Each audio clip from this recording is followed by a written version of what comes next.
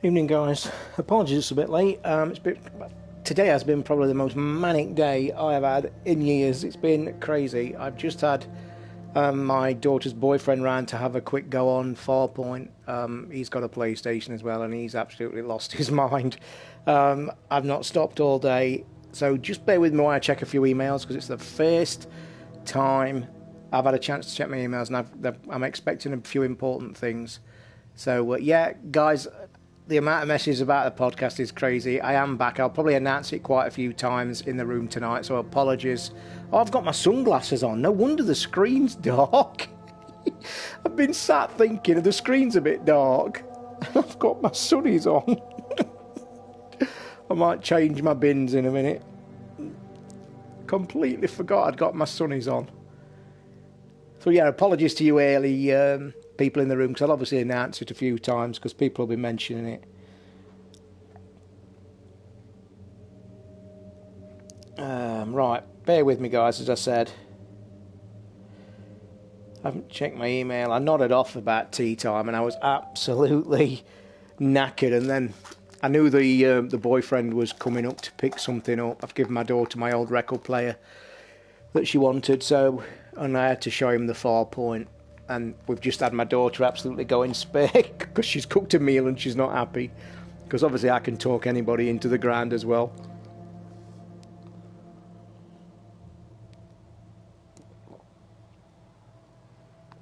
I'm so thirsty. I bought some stuff today that I've not had a chance to try it. I've just let I've had them on all day. I've been to the shop.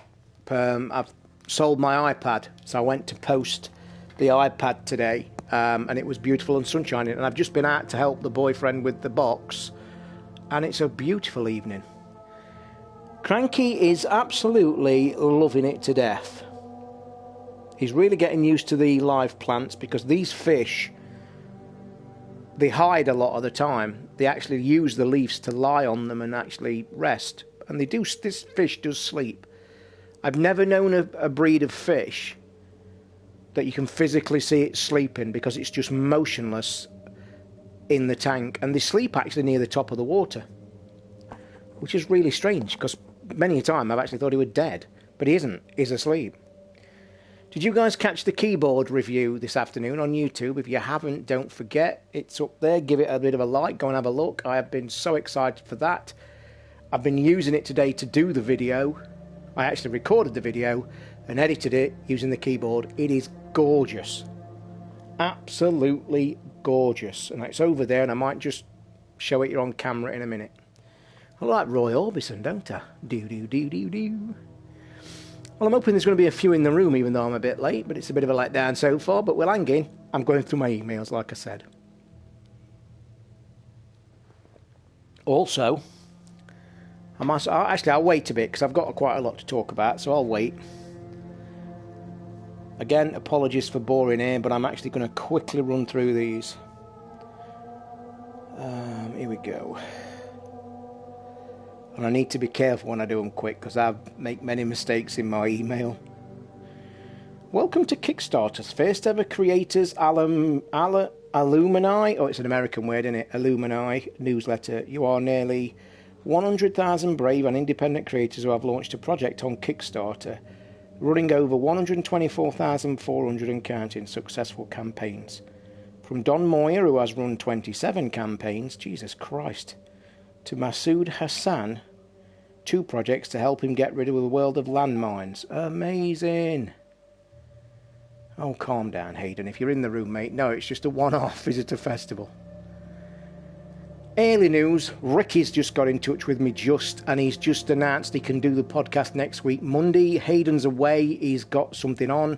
So next week, spread the word, the podcast will be Monday for a one-off.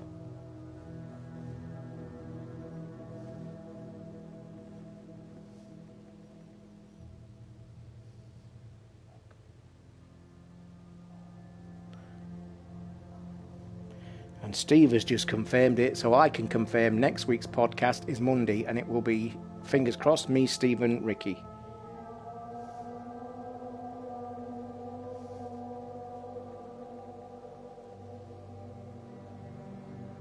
So that's that sorted. I'm at 6s and 7s, I'm everywhere. Right, back to my emails. Right, upsets me everything I come on to this live stream and it isn't a Horizon Zero. Rodney, I promise I will start a Horizon on a stream soon. You can hold me to that. Right, that's Steve messaging me, so all that's confirmed. I need to message Ricky to tell him confirm. In fact, I'll do that now because I'll lose track. Rickster. Right, all confirmed. Monday, good. Me, you, and Steve. Thumbs up. Oh, he's messaging me now. I bet he's in the stream. He's probably in the stream now, listening to it.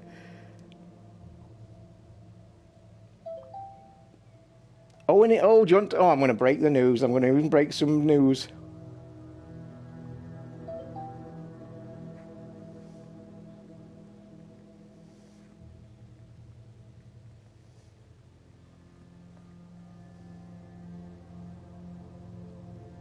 Right, I'm talking to Ricky. Oh, you ordered your 3D printer. What have you gone for? And I think you might have gone for that AO8 thing, hadn't you? And I'm going to talk to you if you have. Right, news live on feed. There will be a Rambler on Wednesday. Aren't you guys getting a bonus?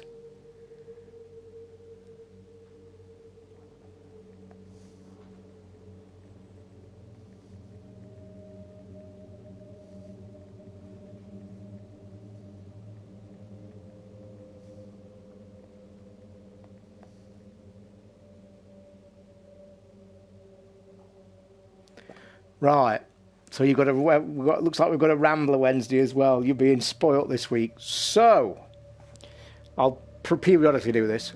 Yes, Rodney, I've actually tried to get a review copy of one of them today because I was going to hopefully do it to help you along.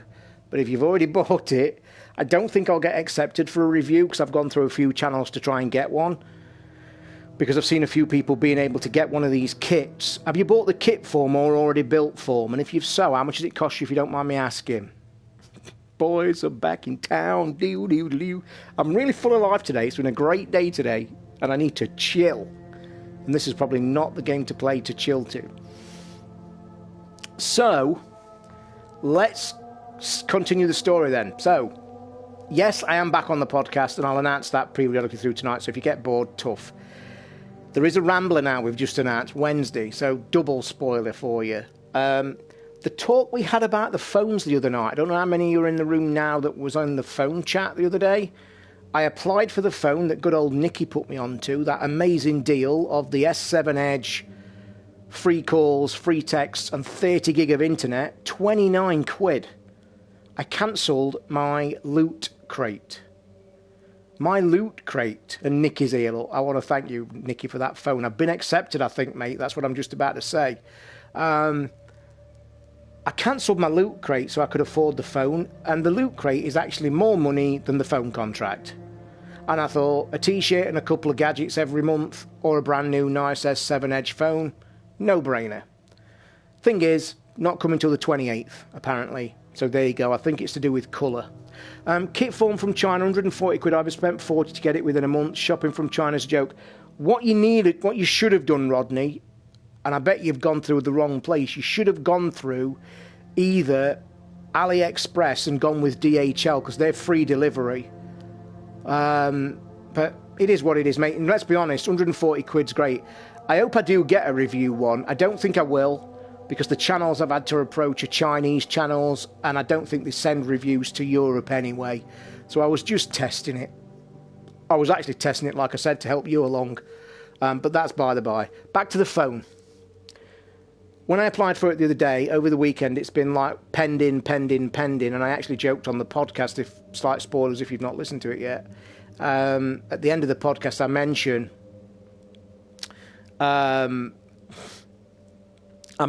that I'm waiting to be accepted for the phone, and I was joking that, remember the Simpsons episode when Homer goes in to buy a caravan thing and he sits down with the guy in front of the PC, and when he puts his details in, the light starts going off, and Homer says, "Is that light a bad thing?" And the guy said, "When has a red light ever been a good thing?" And that's the kind of thing I was expecting, because my marriages, my ex-wife's my credit rating's shit, to be fair. But because I'm on my own and things are changing, it looks like I've been accepted this phone, which I'm super happy about. What I do want to throw out there, though, and I've mentioned it on Twitter already, I like to offer all you guys on Cranky Gamers any of the stuff that I sell, because I like you guys to get a bargain. My OnePlus 2 is in mint condition, cover since day one. I've got the original box, I've got that Mackie wireless charger. When I get my new phone, I'm going to sell all that as a package for £150. And let me tell you now, that's probably going to be one of the best bargains anybody gets for a long time.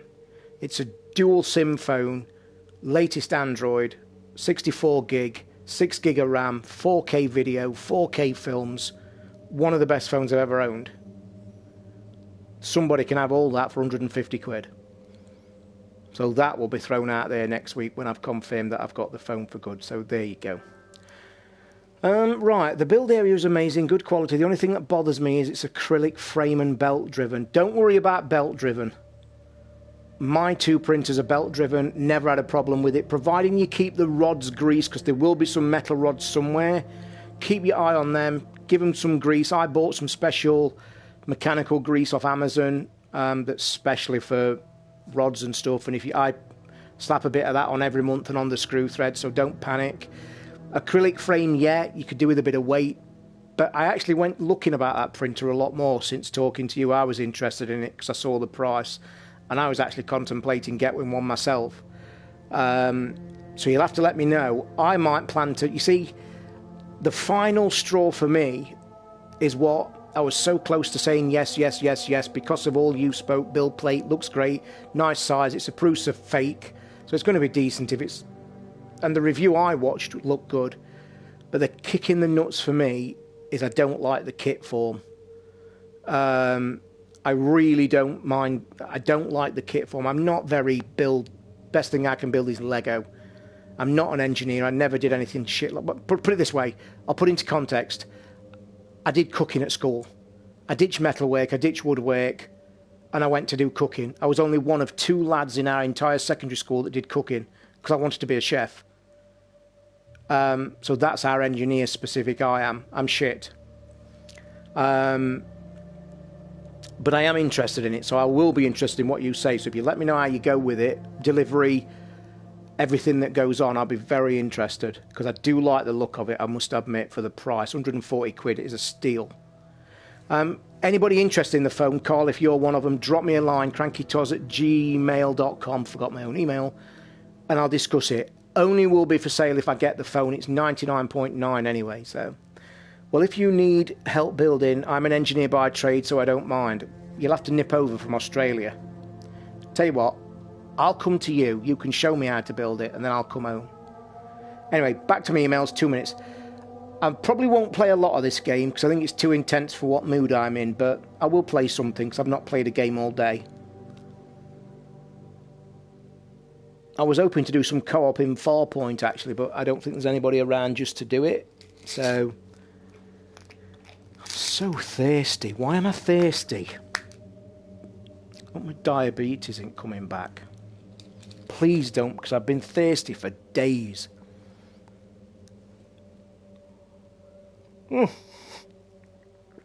Apologies, Rodney, mixing you up with somebody else. But I'll tell you something.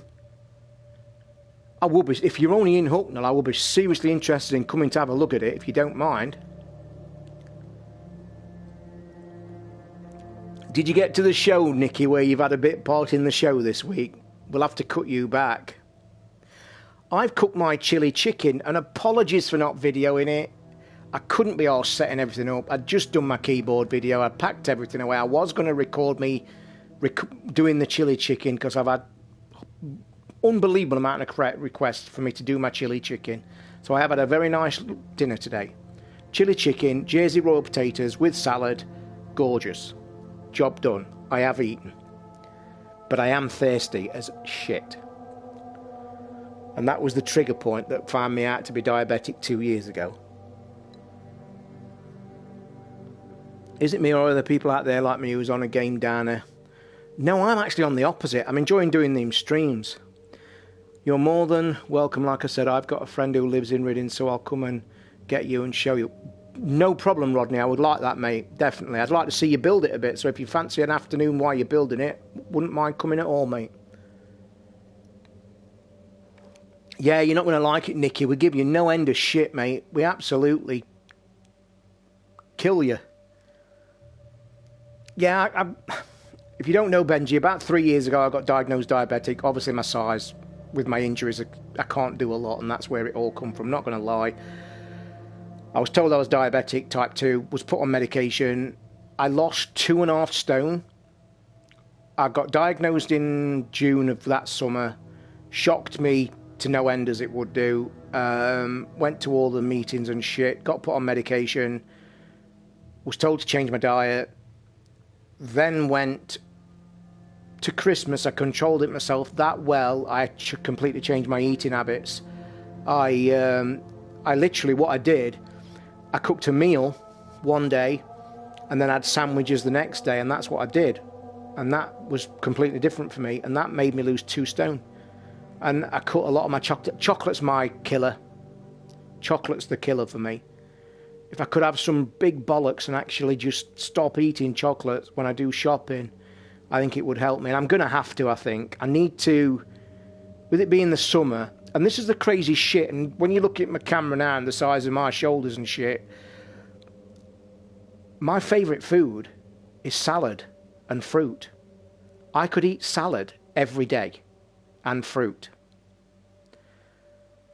I think when last time I got weighed when I went for a hospital checkup, to be fair, I lost 2.5 stone and got taken off the medication because I was always on borderline for diabetic and always on the safe side. They like to put you on the medication just to be safe because it's obviously clearly like you're going towards it. So I was always on the borderland. I don't have salad dressing. I don't like it. So what it was, Nicky, I know you're probably having a bit of a joke with it, but in all truth, I think I lost 2.5 stone, and since then it's been 2.5 years. I've been off the medication for about 18 months. I think I've put about 1.5 stone back on, and that's because of living alone. I've got no, you've got no anybody giving you an earache kind of thing, and I've nothing, to be honest, I've nothing to keep myself looking decent for. Let's be perfectly honest. Do you know what I mean? Most of you guys out there are either keeping a girlfriend happy or a wife happy, and she's probably giving you earache. I don't get that shit. So, I love salad. The only thing I like about summer, because I don't like summers normally. I hate summer. I always prefer winter. Dark nights, cosy, fire, movie, job done. But it's... I hate summers, but the best thing about summers is fruit. Nicky, I'm going to tell you something, mate. And you know I like wearing my heart on my sleeve. You know I love cooking. Everybody knows I love cooking. And I miss cooking. I used to cook for my wife and the kids every single day. I used to love cooking. To cook for yourself, and I've actually accepted this, shopping for yourself is shit. Cooking for yourself is even more shit.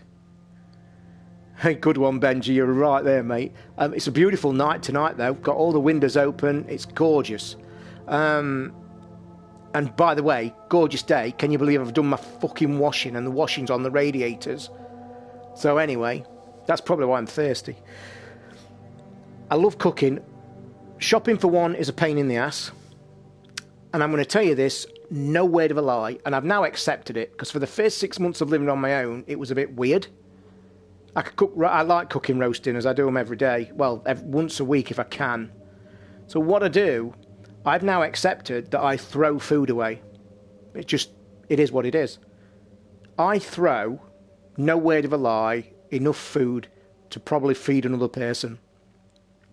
But in the first 6 months of my living alone, it bothered me. It bothered me that I was throwing food away and I was trying to save it. And where I have a really big problem, and I've always been like this through my life, I hate leftovers. I cannot eat leftovers. My wife used to go mental at me because I used to cook stews or we'd have lasagnas and shit, and I cannot touch the same meal the night after. Don't like it, Benj. I detest it, mate, and it's just a real bad thing that I could do with getting over. But I've accepted it. I shop in a cheap place. I don't spend a lot in shopping. I only shop once every 3-4 weeks. I've accepted it now. As long as I'm eating, fuck it. I'm buying cheap fruit, cheap veg. You know, I don't throw the most expensive thing I've thrown away in the last month. Shush. Why have you started? The most expensive thing I've thrown away in the last month, chicken breasts, because I forgot to cook them. They was in the bottom of my fridge and I forgot. So it's really, and I don't want any sympathy. It is what it fucking is. Living on your own's a tough pain in the ass, I'm telling you. Cooking, shopping, shit like that. But you get way more fucking perks. Yeah, I don't know what it is. I think it stems from when I was a child. Because it never...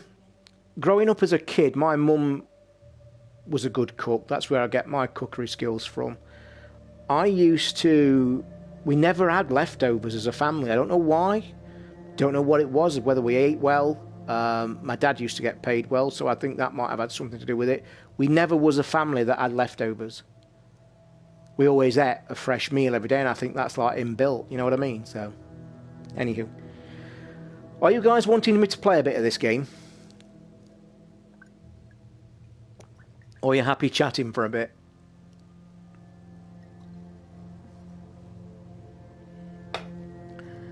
Would you like to see my keyboard if you've not watched the video? Because I know none of you watch the videos. You never click like or watch the videos. I feel left out. I feel disappointed. That thing is beautiful. It really is gorgeous. And just listen. Lights up, look. Just listen to this beauty.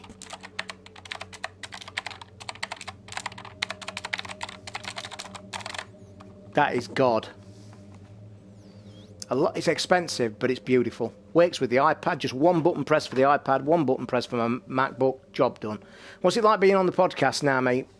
Mate, it's my life, innit, to be fair.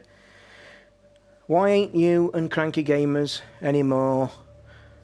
If you've told or whatever, just listening to the podcast and you ain't in them no more. Guess what, LL Cool J? How are you, mate? Not seen you on Twitter, not spoke to you for a while. You're going to get some great news. I'm on this week's show that went out yesterday, and we're recording a Rambler on Wednesday, so I'm back. So don't panic, mate. I'm back. God knows why you all want me back. Cheers, Carl. I'm only winding you up, guys. You know I am. If you don't want to watch the videos, it is what it is. Right, let me get through these emails, then I've done. Indiegogo, somebody has replied on your comment.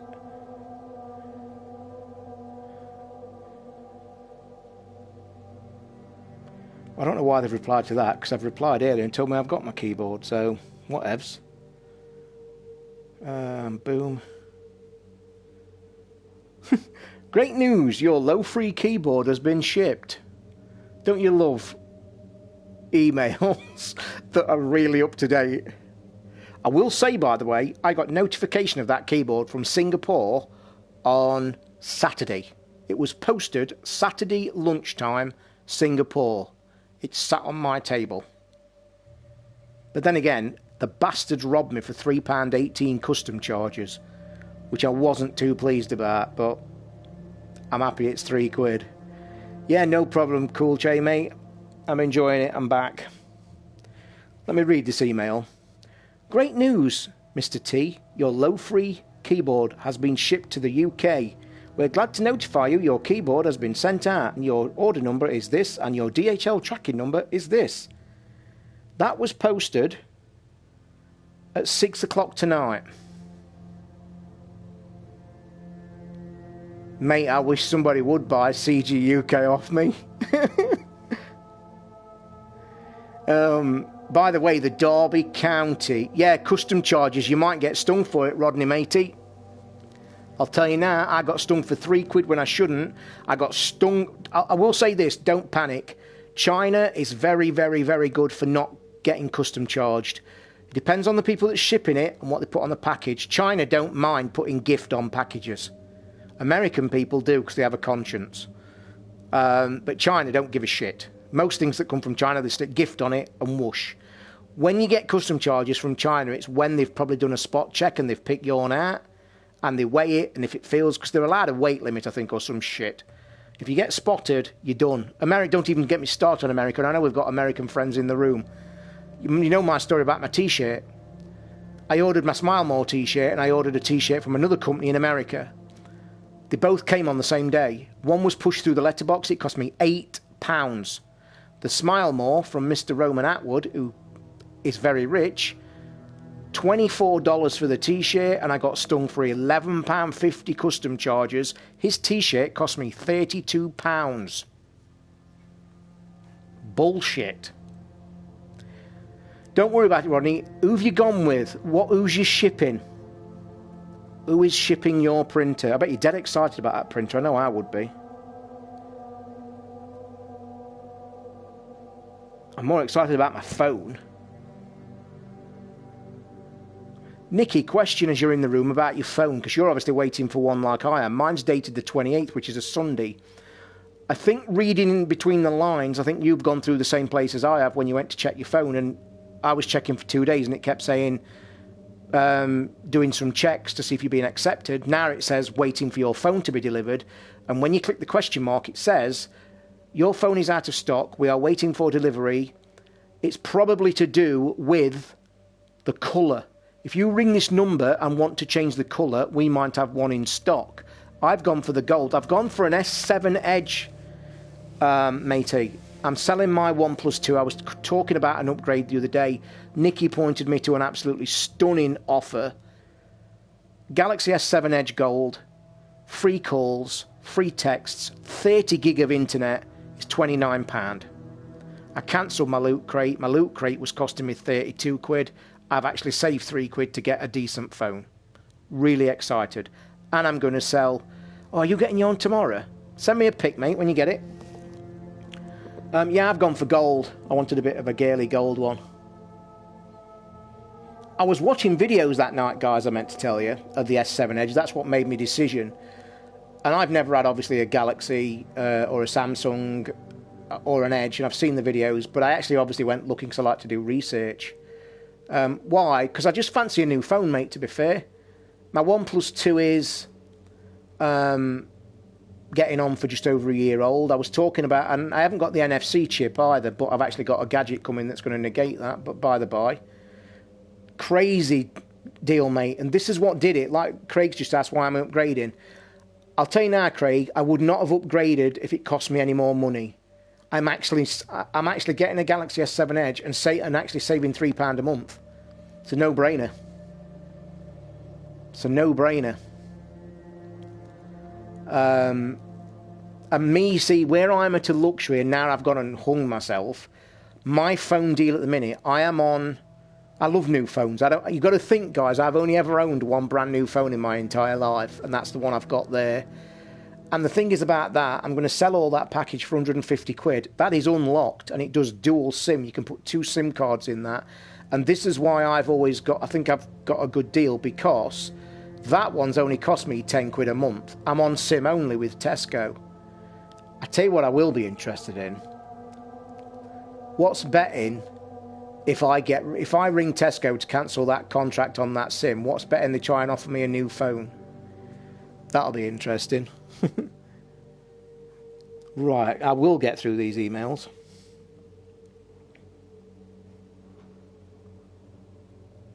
AO want me to test an app. Yep, save that. Right, let's quickly, nearly done, guys, and I'll put this down and you will have my undivided attention. Oh, going back to the thing, I'm being sidetracked again. When I looked at to make a decision, never had a Galaxy, didn't know what they were.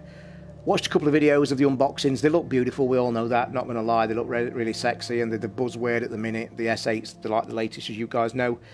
What tipped me over the edge, I watched the video for the unboxing, which just looked beautiful, but the video that did it for me, there was a video on YouTube where the guy was showing you the edge snazzy bits, you know, the actual thing that the edge of the phone can do. he had to make a separate video because he had 104 things that the Edge did. And as soon as I saw that, wow, what's the next AO review? Can't have an AO review for another 6 months. You're only allowed one every 6 months. The only thing they're sending me is just an app. They're doing a new shopping app, and they want me to test the shopping app. Don't know whether that involves ordering stuff, I don't know. But you're only allowed one every 6 months. So that's that. But yeah, this video, the one that made me say I want this phone, was a separate video. All the features just the Edge of the phone does. 102 or 104 things it can do. And I loved it, like notifications, or you could have an alarm clock on the side, and I just thought, shit, this looks beautiful. So, can't wait. I may have another unboxing this week. The gadget that I was talking about at the same time as my keyboard, I think is on its way. I've had to change the order, kind of being cryptic, but it's pretty cool. It's really techie, really gadgety, and I can't wait. You guys may enjoy it. I had ordered a white one, and they've informed me, it was the thing I kept telling you that's on a 6-week delay. They've informed me on Monday that sadly, the white one's still out of stock, and there's going to be another 4-week delay. However, we have the black and red one if you want that instead. And I thought, yeah, you know what? Yeah, I've already looked at case reviews, Michael. Always case my phones, mate. I will not put a screen on it, though. I'm not a screen man, but I have heard from a lot of people that it's got, like, the top-grade Gorilla Glass on it, and it's really, like, rugged. However, you guys also have got to appreciate, I don't use my phones like you guys do. I'm not out in the real world all the time. I'm not bashing it against a desk or, you know, in and out of my pocket. My phone's basically just here. So I can treat mine decent. So anyway, back to the other story.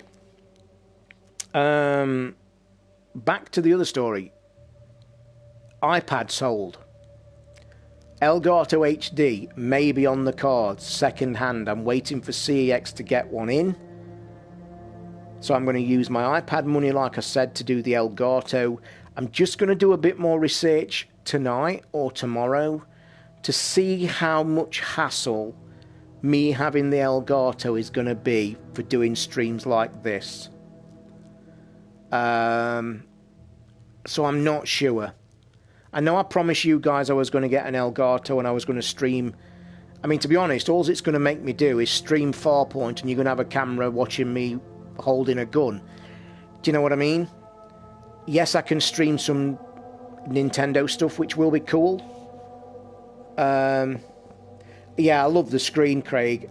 I tell you what it is. I love the screen of the Edge since a Cranky Gamer came here one day for an afternoon's chat and coffee, and he pulled an Edge out of his pocket, and I think at the time it must have been the Galaxy S7 Edge, because obviously it was a year ago nearly, and I was sat here in this very spot, and he just took it out of his pocket, and I had never seen one. I didn't know what the hell it was, and instantly I looked at it, and I said to him straight away, I says, holy shit, what's that phone? And I thought it was an HTC, because they were all the balls at the minute.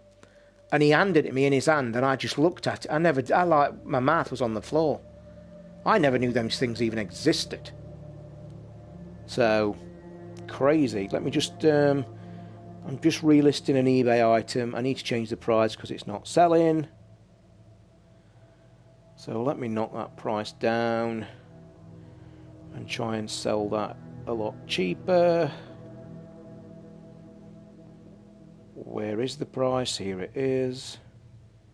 Sorry for doing my emails, guys, but I've been so busy today. I will be with you in a minute, and we'll probably get some game on. Is that it? Yeah, that'll do. Confirm.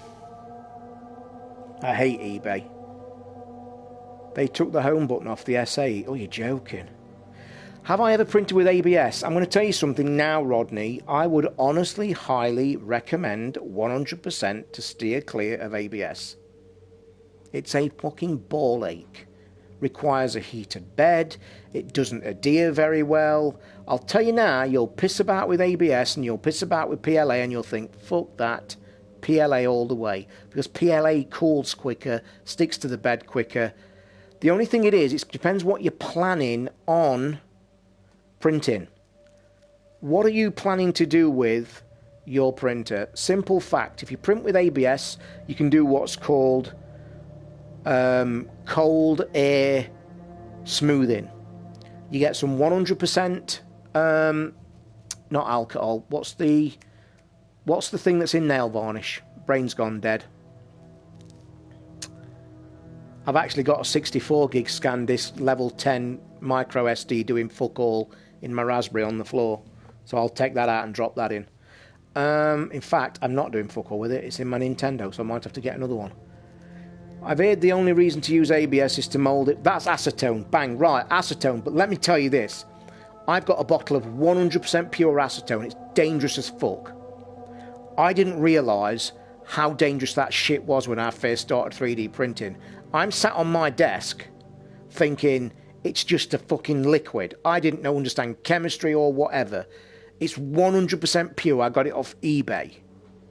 I put it in a cup and it melted the bottom of the fucking cup and went all over the desk. And I thought, holy shit. I then got some gloves on, silicone gloves. I touched the cup, it melted the fucking gloves. And I'm like thinking, what is this shit?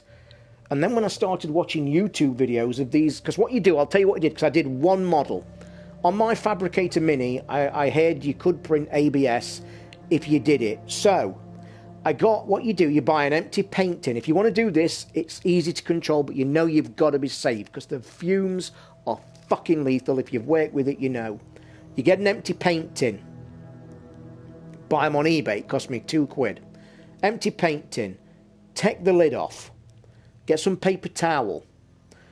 Put it on the inside of the paint tin, sellotape it to the side of the tin. Soak a few drops round the tin. Put your ABS model in the tin on the bottom. Close the lid. Leave it for a round. And this is the thing about it, and this is why I don't like it. It's a very hit and miss. You're not sure how long you have to do it. Now, the model I did come out fucking brilliant. It was a little dragon. It printed okay. It was a bit brittle. But when I first tried this acetone bath, because I'm not going to lie, when I first got into 3D printing, I was led to believe that you could do acetone smoothing on PLA. I was so disappointed when I found out there was different chemicals and you can't do it. So that fucked that idea off. But when the model comes out, what it's basically doing, the fumes melt the top layer of the model. Because 3D printing prints in layers, you're left with very fine layer lines.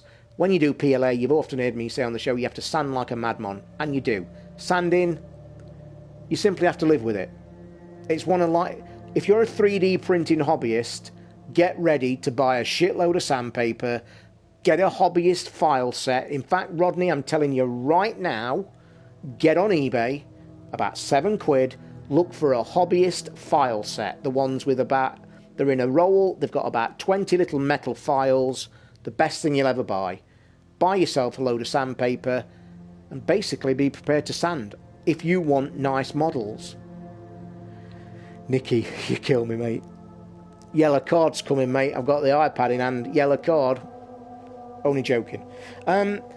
So yeah, I would honestly tell you to stay away from ABS because you've got to fuck about with the heated bed for a start. I print PLA.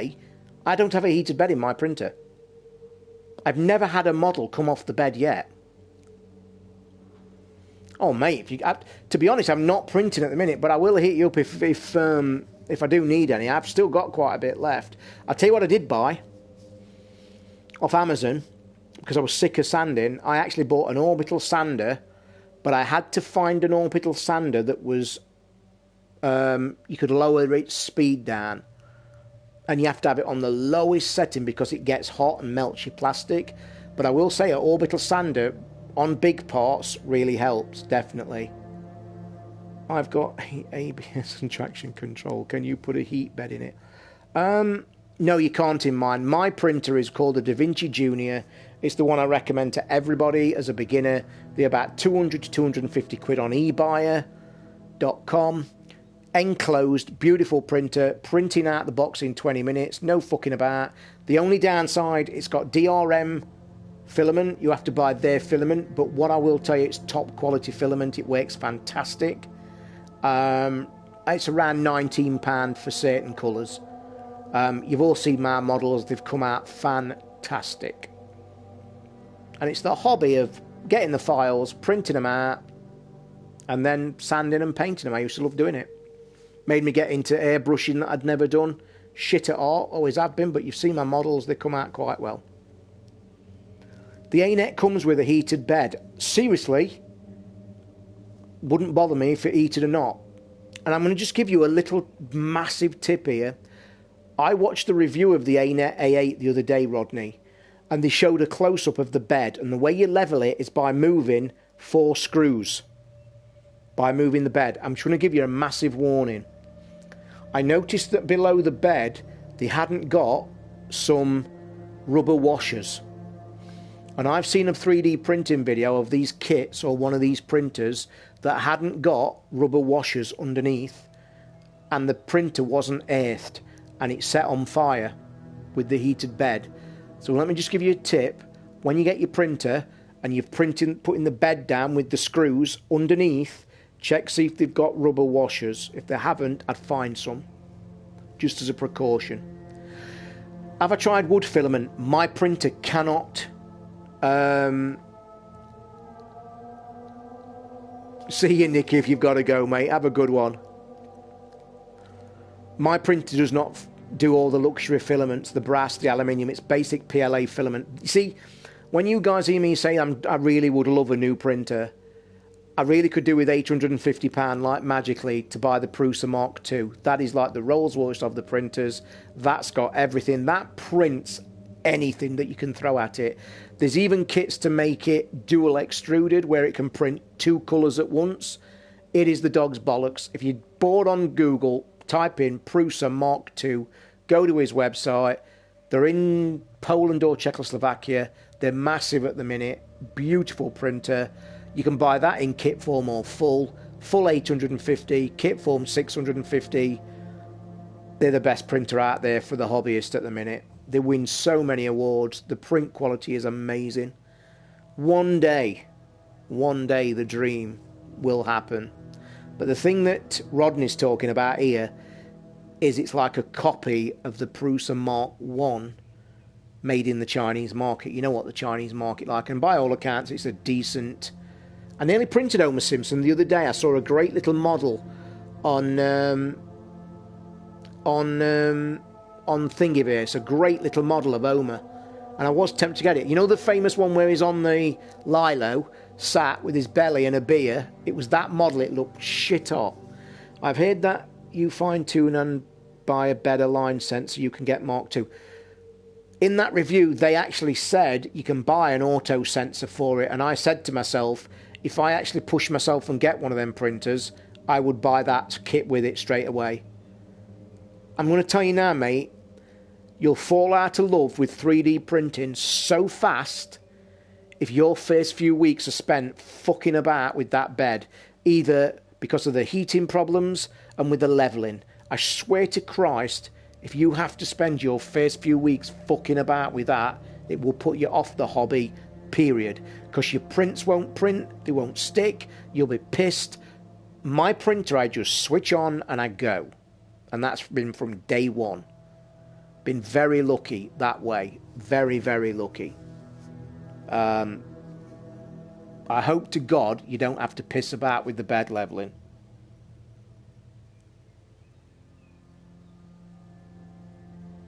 Thought I'd already listed this.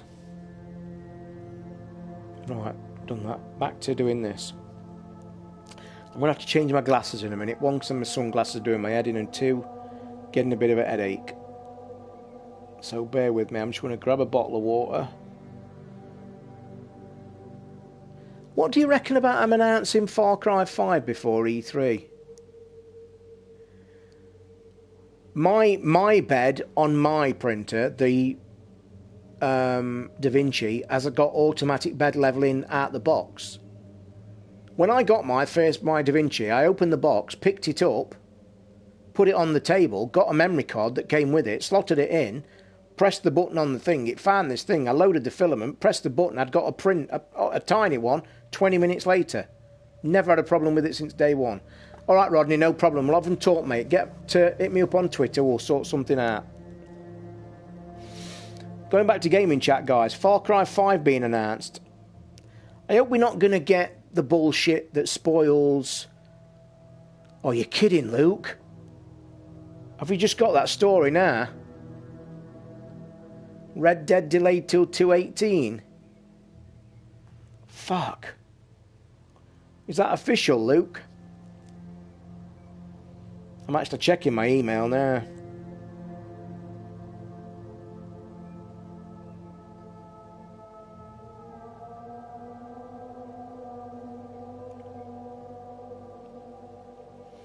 Bear with me, guys. We might play a bit of game in a minute. Although I'm enjoying chatting, I don't know what you guys, if you want me to play a bit of this.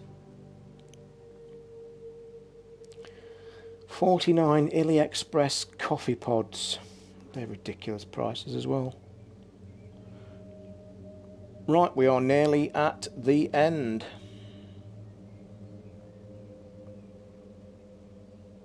Your order has been shipped from Smilemore store. I was pissing and moaning at Smilemore for charging me charges, but I told you guys the other night I ordered a spinner. They've got some rare spinners that they've done. Thank you for your order from the Smilemore store. We wanted to let you know that your order was shipped by... Oh no, fucking no. USPS, First Class Mail. You can track your package at any time. They are the shittiest company on planet Earth. Everybody reveals before E3. Yeah, and I'm really hoping, Simon, they don't this year.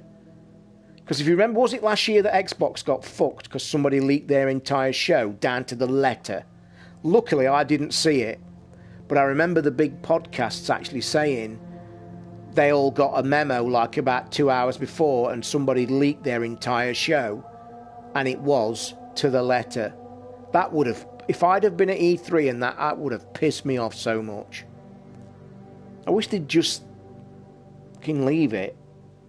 It's the part of... It's the excitement, innit? But I am surprised at them revealing Far Cry 5. The only way I see that as... If they're revealing Far Cry 5, that means two things for me. They're still a very long way off it coming out, so they're not bothered about E3, or they've got a lot more shit at E3 to announce. So take that as you will. Right, email, checked.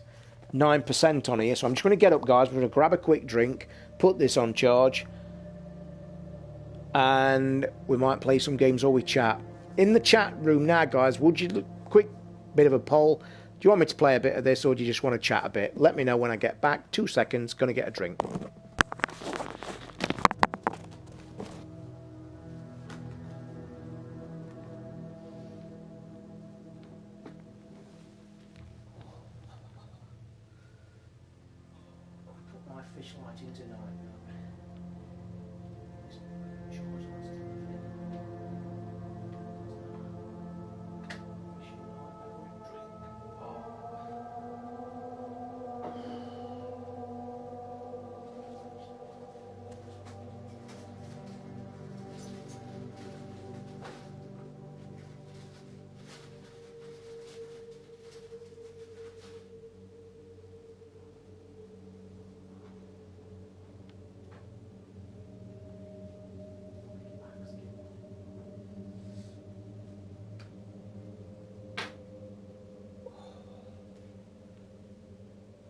T-shirt.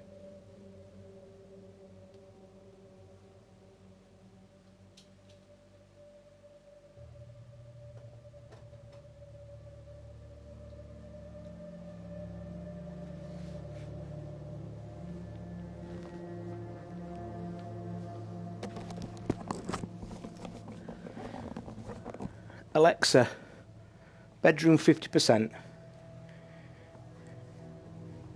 Okay. Alexa, volume 5. PlayStation plans 4 days of streaming during E3, demos, reveals and prizes from Games Radar. Too easy. Ah, right. Don't give any more spoilers out, Lance, please. I'm easy, I enjoy Mad Max, play some games and talk. Okay. Let's pour myself some tonic water that I've got a fad on at the minute.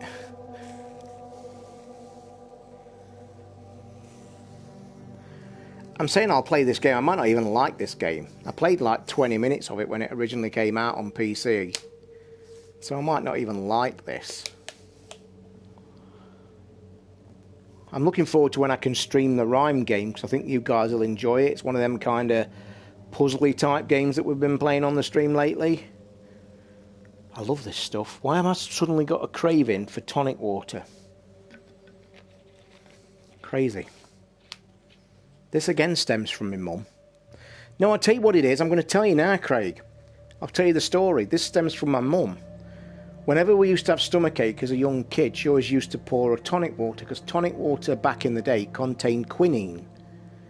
And quinine is actually a medical product that cures stomachache. But I think now with all the European laws, they're not allowed to put real quinine in tonic water, if I'm not mistaken.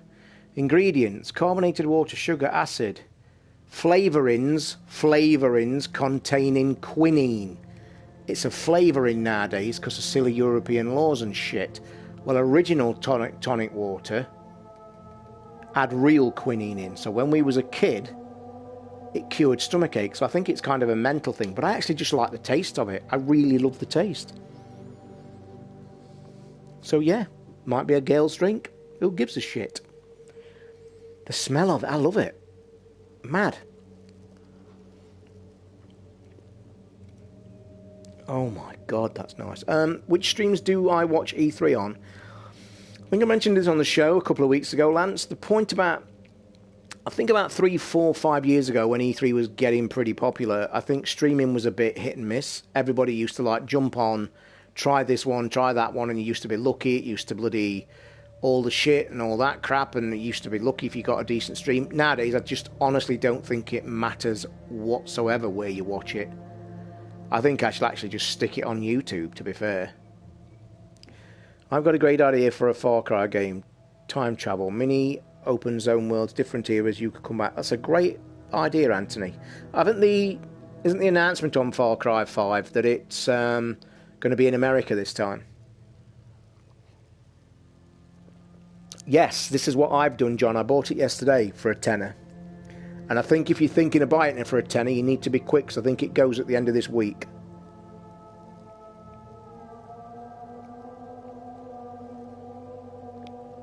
That drink is fantastic. Shit.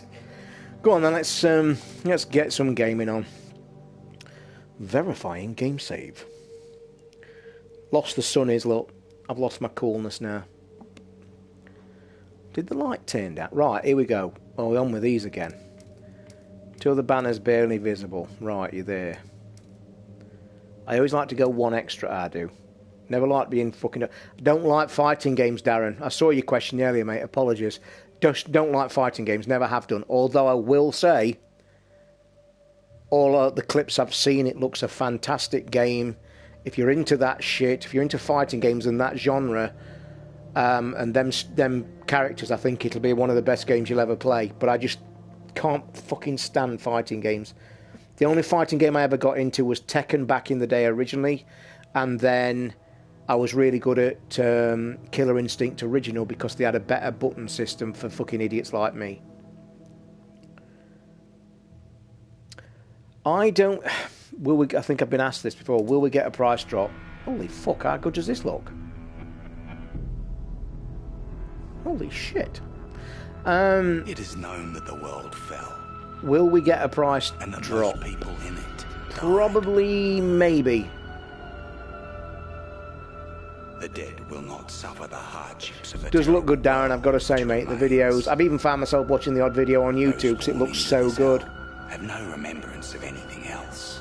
By the way, I did get my Bluetooth headphones that Nikki recommended the other day off Amazon for 20 quid. Very cheap, very plasticky, but serve a purpose for my TV. Like tonight when I've done streaming, I should watch a movie with these. This game looks brilliant. I'm going to turn the audio down on it in a minute.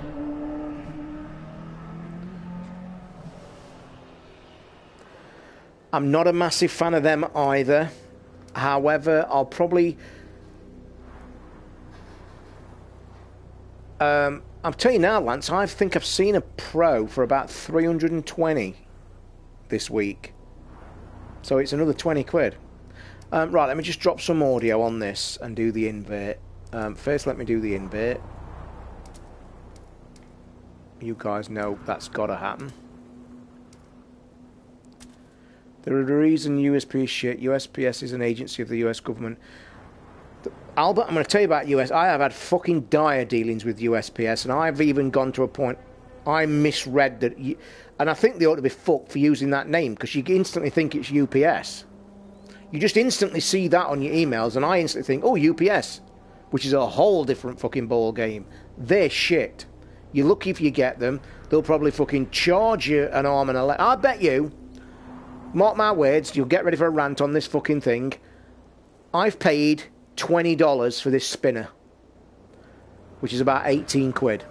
I'll bet you any fucking money I end up paying a tenner or more in custom charges. Yeah, United States Postal Service. Bullshit.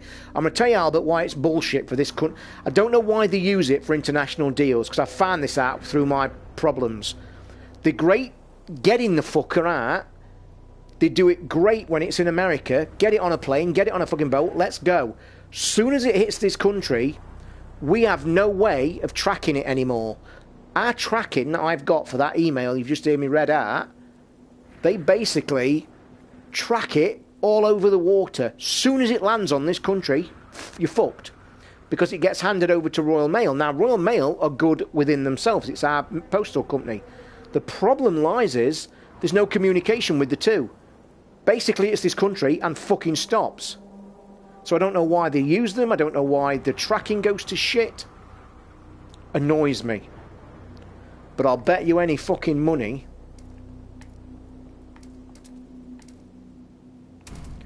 I'll bet you any money that I end up paying fucking money.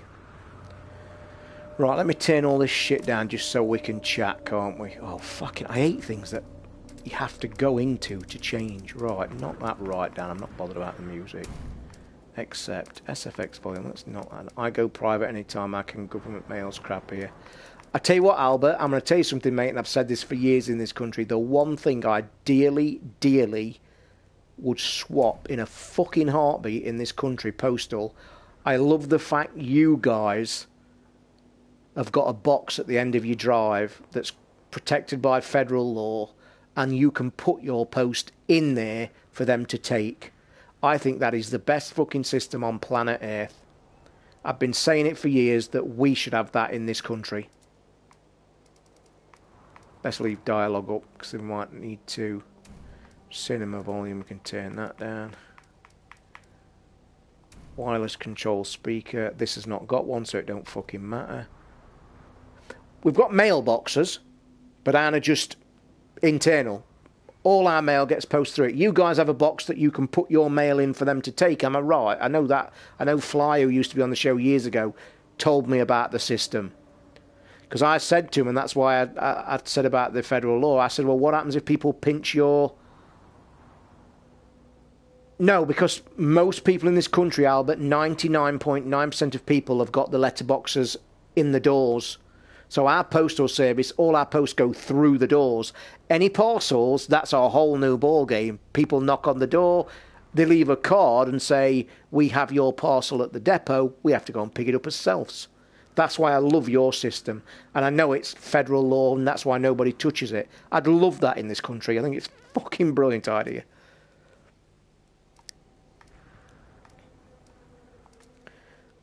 So yeah, we've just got letterboxes that people, it comes through the letterbox. So yeah, if we've got a parcel that doesn't fit through our letterbox, they knock and you've got to be in. Unless you've got a friendly postman that you can actually say, can you put it through? You have to put it through. Like, I've got a little shed. My postman, because we get a local postman who's the same postman most days, he knows that if I'm not in, he'll post it in my shed. And you get little things like that, you see. By the way, I should have mentioned in this game, I'm not a Mad Max fan of the films anyway. Fuck. That's cool. So I will state that straight away. One such man. Never been a Mad Max movie fan. Original, I've not even seen the new one. And to this, This, lost so... his sanity. His was a never-ending journey away from the phantoms of his past. He believed he could I will say this game looks good. I'm off. Have a good one. Enjoy Mad Max. It's a brilliant good game. Cheers, Albert. He called the Plains of Silence. He now had the vehicle. I think the bit I played, I did a couple of quests, I think, and found my base, if I remember rightly. Needed the fuel. And here, there was but one place. What is this film like, guys, by the way? Is it worth watching? I must admit, it's never been any interest to me at all.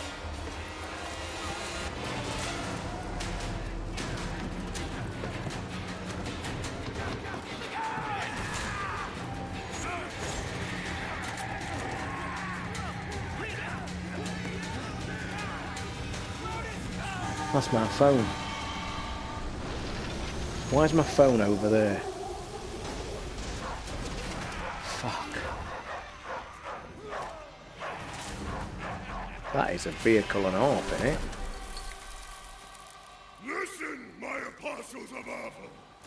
You've hunted Christ well. almighty. Hey up, Rickster. Yeah, I've never been a fan of them, mate. I really don't. Isn't Charlize Theron in this? I mean the film, not the game.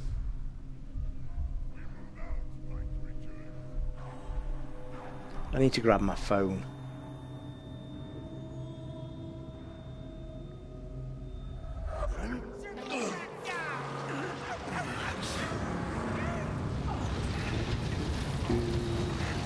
Looks a good game. Looks good quality though. When was this game out? A couple of years ago? 2 years ago?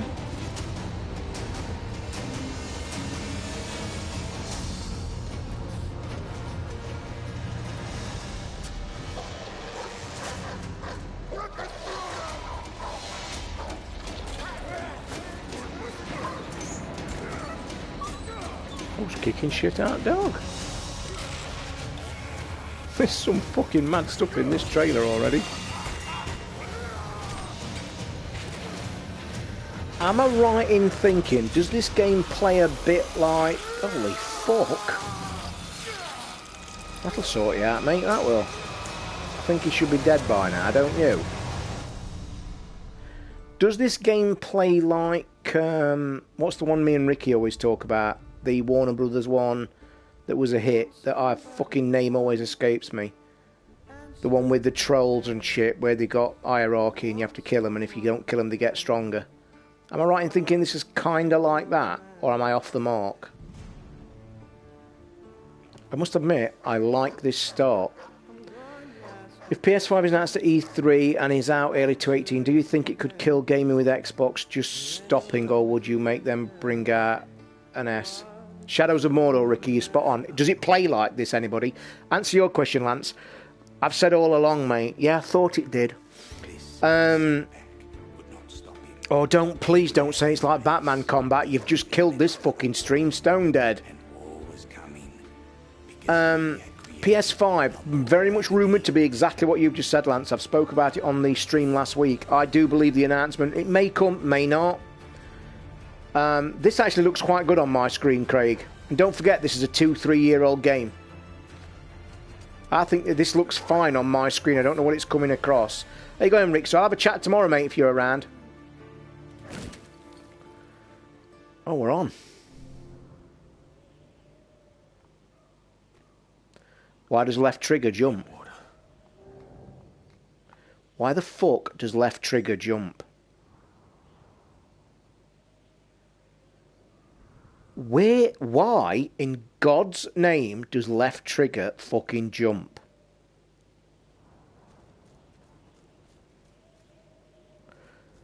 Okay, Craig. PS5 announcement. I still stand by. I think they really fucking should do what I said. Drop the mic moment. I really do believe that. Finish your show. Drop the mic. Shadow. PS5. 2018. Boom. Job's done. If nothing else, just to create crazy fucking euphoria in the hall. Why are the controls all bollocksed?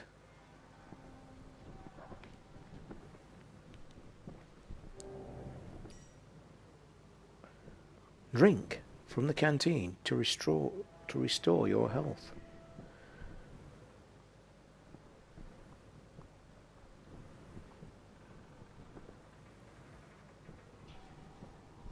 Okay. The dog has led me right so far. You'll find out when using weapons in combat. Okay, but you could kill gaming with just one player. If we need... I've said this before, contrary to a lot of fucking idiots and keyboard junkies out there, think I have a fucking problem with the Xbox. I don't. It was my console of choice 3-4 years ago. It now isn't, because they've lagged behind. Simple as. I'm a gamer. And I reiterate that 1,000,000%. I'm a fucking gamer. I like games. So at the current moment, PS4 is knocking it out of the park. Now, my point is, we need Microsoft to do a really good E3. They need to show us some good shit. We need both competitions. Without question, we need both. But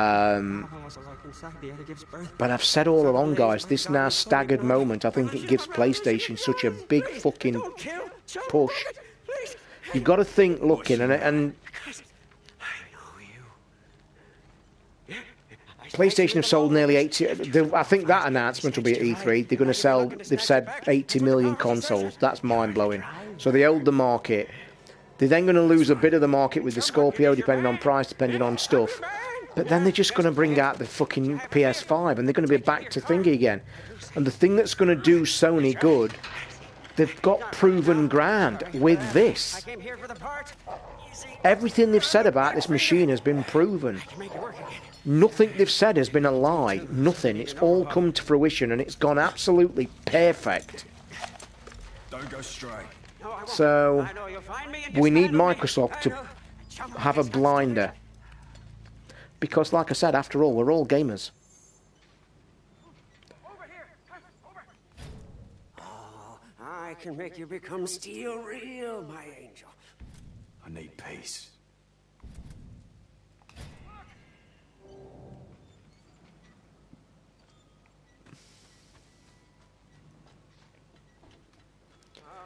I did also kind of touch on where I said that if Microsoft don't have a good one, and they don't gather some ground, and the Scorpio doesn't become a hit, I think they could quite easily pull out. It's been rumoured for a long time, for many years, that Microsoft, the hierarchy at Microsoft, were close to pulling the plug. I can fix it, but I The do my 360 best work in my fixed it. sanctum. Burst the car. I need wire to fix my buggy, but then I can show you where they took the black on black. Where do I find wire? Up that path. But before you go, grab Hope they some do, rants. mate. I really You do. must be running on fumes. We need it, like I've said. We need it as gamers. Because that's when, what happens then, if the bad thing really happens, which I can't see it as well. Xbox could do a drop the mic through. I'm telling you, I'll say it every night in this stream till the day it's announced. There's no way on this earth that Scorpio will be less than £450. And I would even say, boldly, it wouldn't be less than £500. And I'll say many, many times, the parts in the thing are so costly. Because they've really pushed the boat out. Because they're pushing the boat out with high-end stuff, they can't not. It's going to cost so too much. Fucking hell. What about... Right. If left triggers jump, where's this fucking reticle? Bollocks. I'll obviously find out, no doubt. But that is bugging me. That is fucking bugging me. I'm not going to lie.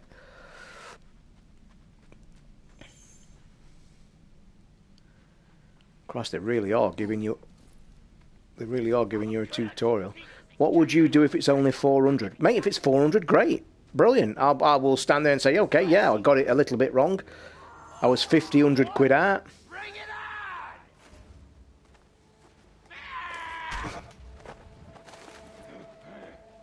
on! Oh, I do not like that fucking weapon system. L1. What fucking century we're living in? Wait, I've got my elite controller, haven't I? Yes, you fuck. My elite controller might be rescuing the situation. Should know better, maggot roadkill. They mess with the best.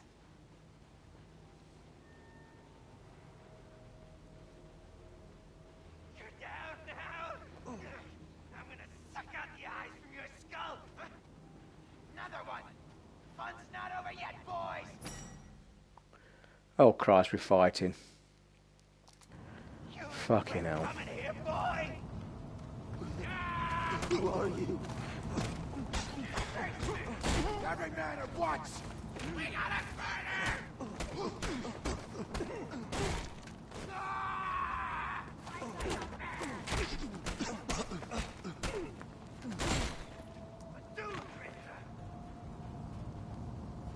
Kill that roadkill.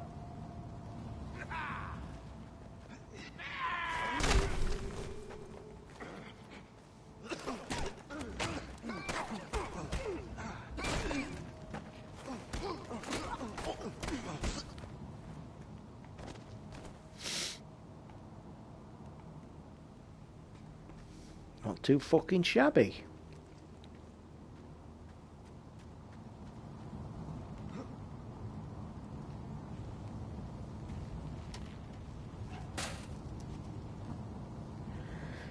I will say though, Craig and Lance, regarding the Xbox, I think even at 350, 400, 450, it's fucking expensive for a console it's getting in it. Do you know what I mean? It really is getting fucking silly. We've said this, all of us have said it for quite some time, haven't we? We are getting into the realms of fucking crazy town if you're looking at 450, 500. And I think I've seen people quote and say things like, well, you're moving to the PC market, and you are. But that's what consoles are. That's not what they're about. And I think it's a dangerous fucking precedent they're starting to sell, I do. I really do. Really fucking, you know, when is it going to stop? Because let's be honest, let's not fucking beat about the bush. £500 for a console, you've got to do a lot of convincing to your other half. You know what I mean? It's not like before. I mean, let's be honest, all us married men and shit like that, we could have, like, we could have justified and said, look, oh, it's only 250 quid, it's a Christmas present or something. But, like, it fucking ain't anymore. This was my game of the year for me, 120 hours to finish, 100%. Fucking hell, Alan, well done. The car comp. I've got to admit, I'm not too keen on it at the minute, but obviously, you can see, I'm very early in the game, literally 10 minutes. If Xbox don't bring new games out, we'll think it will. I tell you something, I've said it all along. We know you, and I think now we all need to accept the fact that they are going to fucking say, here's Forza, here's what other, and what, you know what I mean? Wait. Craig, that's another point, mate. When you're talking about consoles, 500 quid, it's a very fucking expensive hobby getting. It's not a fun hobby anymore. Oh yeah, Brits are going to get screwed even fucking more. We're going to get an extra 20, 30, 40 quid, aren't we? Which is, again, we're not on that hobby point anymore. We're on an expensive fucking item. When they were 250, 280, yeah, I'll have it for Christmas, love. That's my Christmas present done. Or a birthday. It's not anymore. You can tell your missus, birthday present, what do you want? Microsoft's latest console. Oh, how much is it, love? 500 quid. Fuck off, is what your answer will be. Praise be! Praise be! We've only got 3 weeks to wait, though, boys. While we've got room in the room, got more people, I did say at the start, I'm back on the podcast this week for anybody who's not listened to this week's podcast. Oh, rejoice, says a lot of people. And great news, Ricky will be back next Monday. Next show next week is Monday. We've got to move it a day for people that are... Hayden's away, and Ricky can do Mondays, so we're actually just moving it a day. But even better news for some of you, also announced tonight early on, there will be a Rambler this week so far.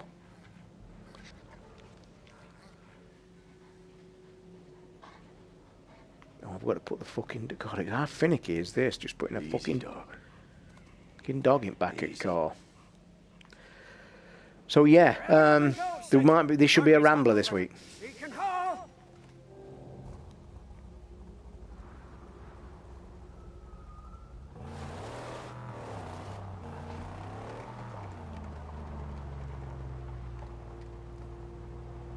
Sooner I get my car He's back, done the sooner I'll be same, on mate. my It's way. the same thing as me. We've been talking. We both had finished with the podcast. Let's not beat about the bush. It's no bullshit, and it wasn't a publicity stunt either. We had both finished with the podcast when we announced it. But the feedback, my thoughts, the break, and everything, kind of made us look at it in perspective. And I've been asked this a lot privately. You know, what's you thinking? 99.9% of messages and emails and private messages I've had have all been, don't give in to the fucks that have caused the trouble. Why should 0.5% of people spoil it for the rest? And you're going up 10 years of your life, just like that. See the camp from up there without risk of detection. And the bottom line is, guys, as well, when, you know, you're saying I thought Ricky couldn't be arsed, the point is, he got shit abused. That's the point. But the other point is, we're gamers. We enjoy what we're doing. And why should we give in to the fucking idiots? Yeah, see, this is where the thick brow squat. Just joking at the keyboard review, Toz. Very nice piece of kit. I didn't see your review, mate. Yeah, it's a lovely piece of kit. I've been playing with it this evening. It's gorgeous. The switch between items is fantastic. Function 1, MacBook. Function 2, iPad. Function 3, PC. Job done. Sits on my lap. Beautiful weight. The keys, the mechanical clicks. It's like therapy. When you're typing away, the clicking sound of the mechanics is just beautiful. She'll never be whole again. In fact, I need to put it on charge, actually. I forgot. I can build you a car, bring into creation one that's faster and tougher. And the coloured keys, if you have watched the video review, the coloured keys are gorgeous. And I am going to buy some white ones when they release them. Because I think the black and white will look fantastic. And I think I did put the link in the video to the page where you can still buy them. You want to just go and look at the other two, the white one and the the kind of minty blue colour, or minty greeny blue. It's gorgeous keyboard, really is.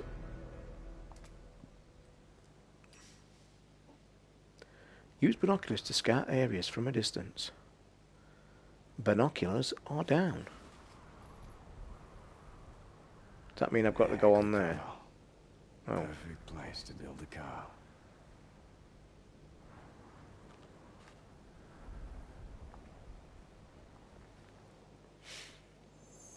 Come, Sid. Yes, I have much to show.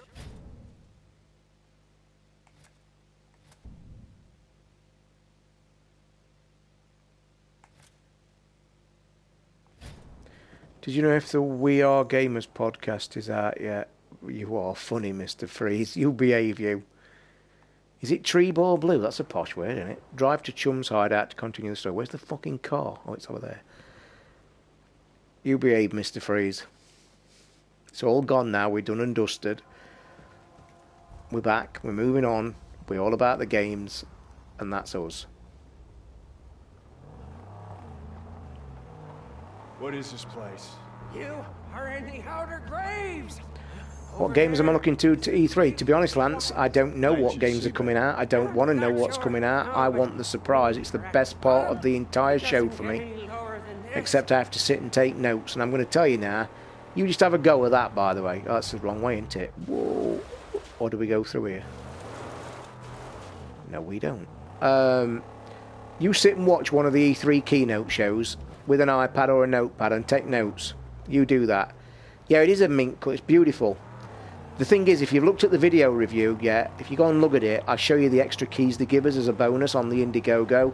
For raising 600 grand, they gave us a set of extra keys. But the clans that voted, you could have either voted for extra black or extra white or extra blue. But they voted blue. I will say I changed my mind on the keyboard. I was going to have white. That was in my basket.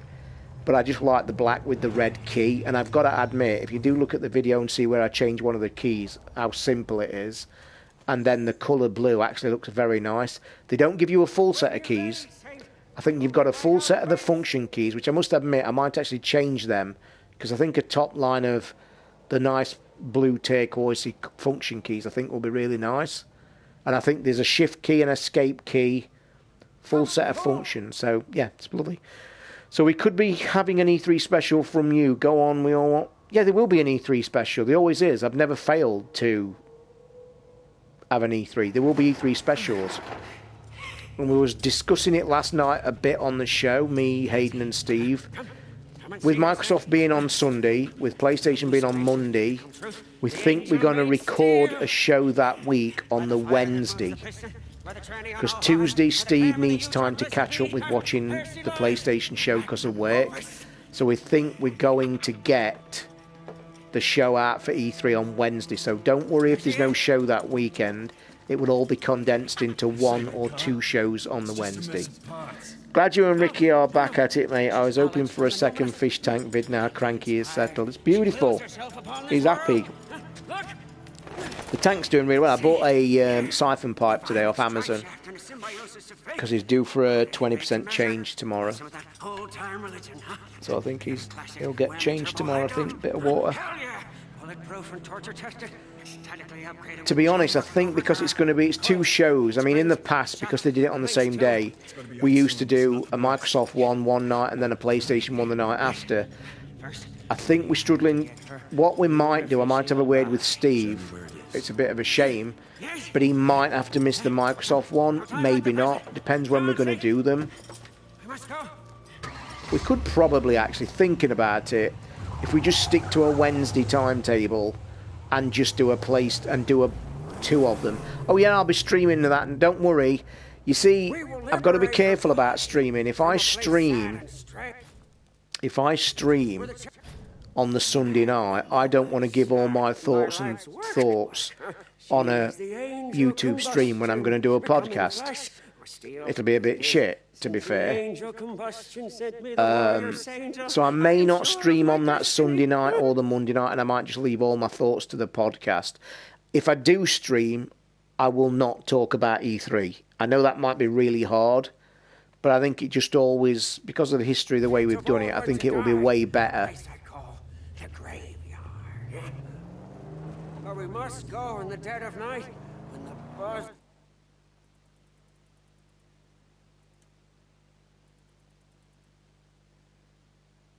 The Guardians are away on their wild hunt.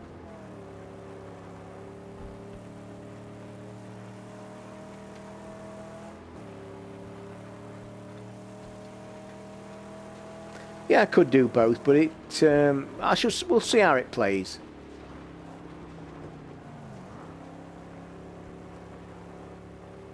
We're low on fuel. Unfortunately, with gas time comes the blessings of gasoline. We should find enough fuel for us to make it to the graveyard.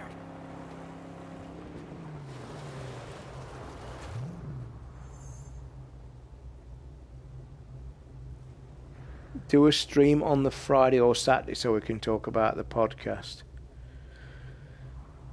I will stream after the show. I mean, just to reiterate, my plans are still the same, to stream as much as I can.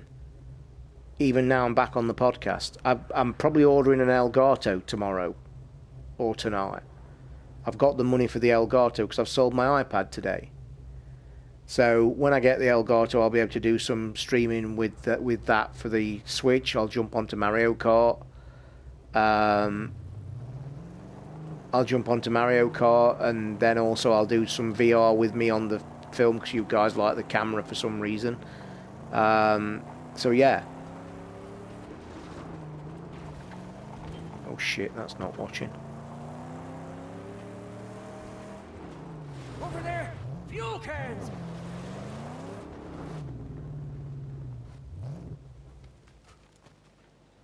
I remember this on the PC. This was a right fucking ball ache to do, if I remember. They have you pissing about, don't they?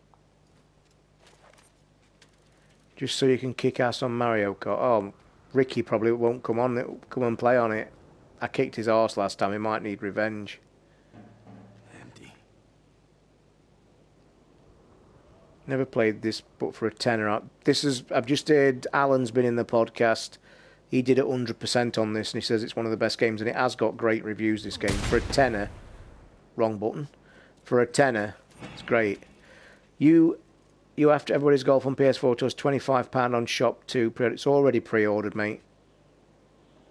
That's my one of my favourite games of all time. Find fuel for the Magnus, so I guess it's not here then. Do I pick this can up? Will it let me pick the can up? No?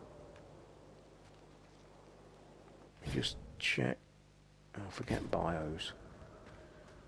I take it it's at that other green mark, am I right? Save me fannying about here. Whoever was here is long gone now. Along with anything of use. There's fuel all around. Keep your eyes peeled. Can you play 2-player on Zelda? You can't play 2-player on Zelda, no. I might get back into Zelda and actually start it from scratch if I get the Elgato. I'm just going to watch a couple of videos on the Elgato tonight. She's out of gas.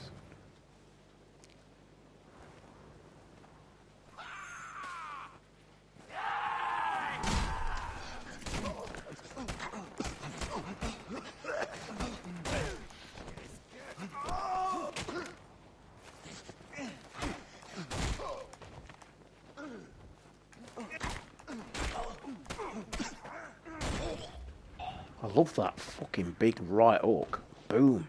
I'm telling you now, I like that. That feels shit hot. When you give it some of that and twat them with that right hook, that is a good one. Feels good as well. I think I can remember now where I got to playing this on the PC. I think I got to a place where there was an arena. I hope they've not fucked it up though, Carl. I've said on the show, mate, I really hope they've not fucked it up with this fishing and bollocks. I really do. Because there's fishing in it, there's shooting in it and bullshit like that. If they really do fuck it up, I'll be pissed beyond belief.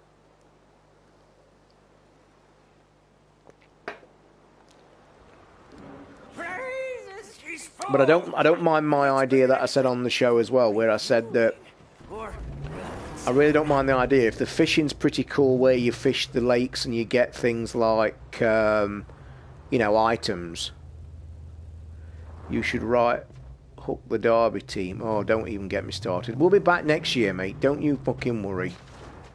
Good team, sticking together. Really pleased that David Nugent said he's staying as well. Really fucking pleased. Why does it give me another fuel can?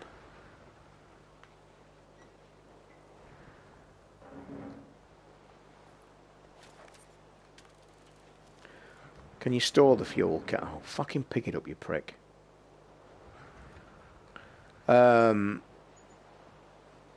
Yeah, pleased to say David Nugent. I've always been a fan of David Nugent, but I always thought we'd left him too late getting on in his life. Let us make haste before the nightly hunters return to their lair.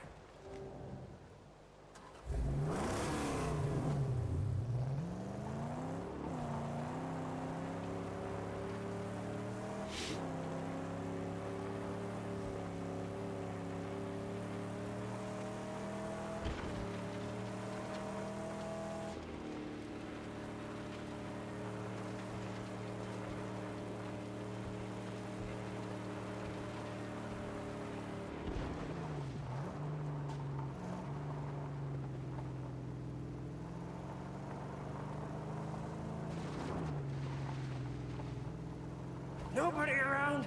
Their gate unguarded. The gasoline sink. Huh? One blast should split it wide open.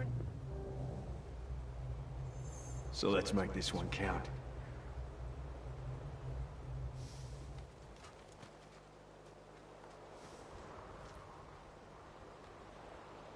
A lot of finicky fucking stuff with this, isn't it? Golf club. No, I don't think you can play it in BR, can you?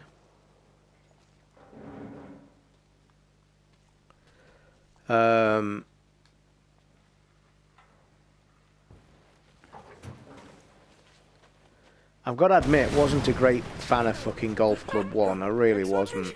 I thought it was awful. And Golf Club 2, I've got to admit, it don't look that much fucking better either. Murder on sight. Cheers, Simon. Thanks for listening, mate. And staying on this stream as well. Appreciate it. Hope you enjoy the show.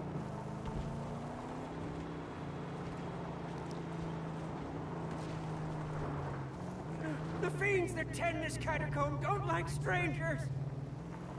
Fucking, I'm all over the shop with this driving.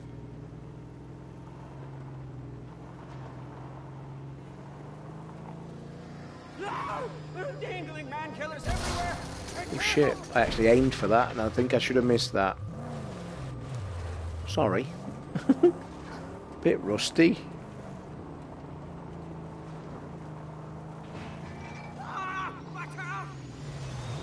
Oh bollocks, that was shit driving. I braked, I then went, I braked, and in the end it was shit.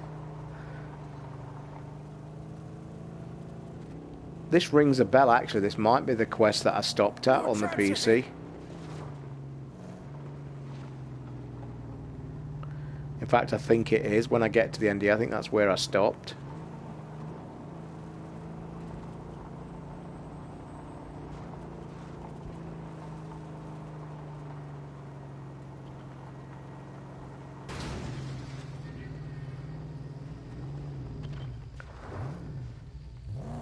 You should take your driving lesson. I don't drive, do I? I haven't played a decent driving game. Although, I'll tell you what. I'll tell you, I won't give you any spoilers, but what I talk about on the show about driving game, I'd love to play it on the Xbox. It actually made me think about getting an Xbox again, but I won't tell you what it is. You'll have to listen to the show. But I was so excited about it when I saw a video last night, and it looks amazing.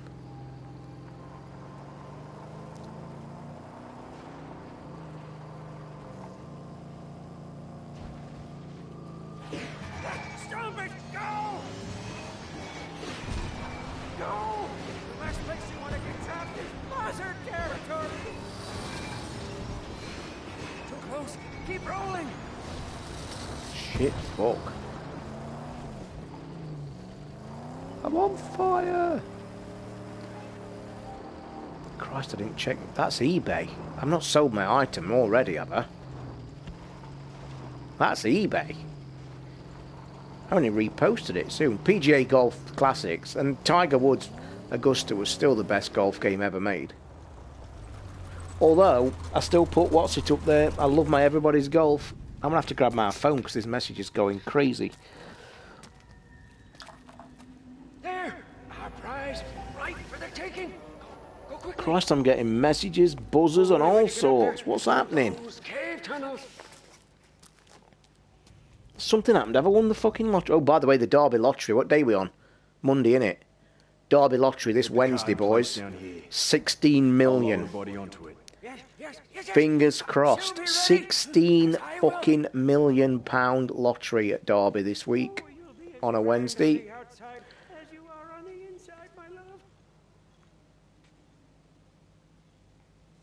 Oh, that you and I would see this day, my magnum opus. Joy!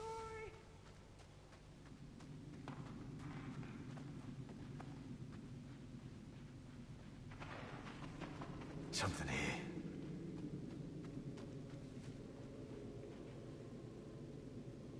Tinder, yeah. I'm really over fucking done with Tinder fucking notifications, mate. Fight, as we used to say up these parts, fighting them off with a shitty stick. Would I still do the podcast if I dropped the Derby lottery? Yes, I would. Yeah, and I mean that. I'd probably be doing it from a fucking beach somewhere in Barbados or something, but I fucking would. Yeah, I would do the podcast. I like doing it. I love it. I love talking about video games. It's something I've always done. Flashlight. And you know how they always say, it don't change you. Winning the lottery never changes me. Yeah, it fucking would. And you know what? I don't even want to be greedy. It's a 16 million lottery. I'd gladly share that with 16 other people. I mean, you're never going to fucking win though, are you? Let's be honest. But at least for the first time, I'm in it to win it. If you're never in it, you're never going to win it. But I am in it. I have been for weeks. I love the Derby lottery. It's cheap, £3 a week. And they do really big prizes. It's not like fucking... And you're helping your team. So you are helping your football team. My dad always used to say, Craig, money to money, mate. And it's one of the most truest sayings you'll ever know. Yes, there you are, Sonny. Oh, it would be. It fucking would be. Hi, and welcome to another exciting episode of Cranky Gamers UK. It is episode 500, and I'm on the beach in the Maldives, just about to get my fucking feet wet. Boom. Would you begrudge me that lottery win? That's what I want to ask. Unboxings would be fucking cool, wouldn't they? It'd be, oh, just let me brush this sand off this fucking set of headphones. Wouldn't it? Oh, and here we have today's unboxing. It's a lovely set of headphones. Oh, wait a minute. There's just a bit of sand getting in the way. Fuck it. We can dream, can't we?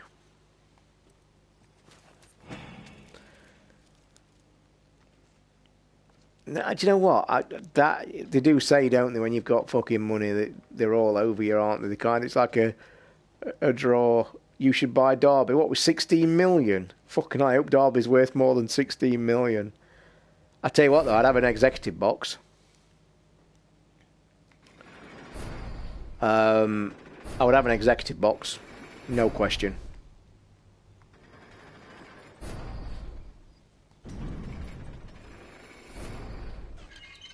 I definitely would. But yeah, I like supporting the Derby lottery. Like I say, it's £3. There's draws every Wednesday and Saturday. The way they do it, there's like 5 numbers. This is the place I've kept packed in. This is the place I packed in.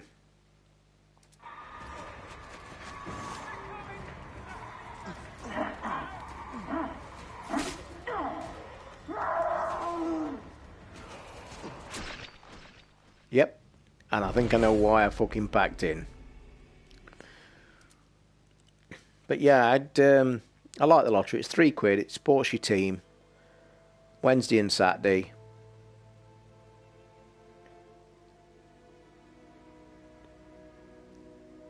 And like I say, they're decent prizes. It's not like piss pop small prizes. Wednesday's a 16 million nicker. You pick 5 numbers and then like an old Derby County player. There's like 10 pictures of Derby County players, so you have to pick one of them. So that's your numbers. Like 5 numbers and a player.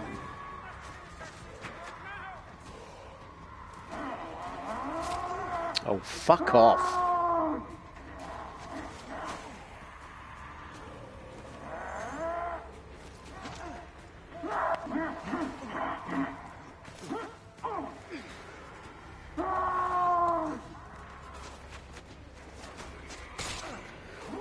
This is pissing me off. I need to concentrate because I'm trying to read your fucking things.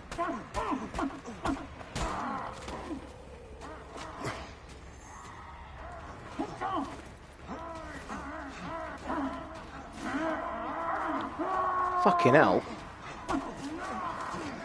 Oh, you're taking the piss now, boys and girls.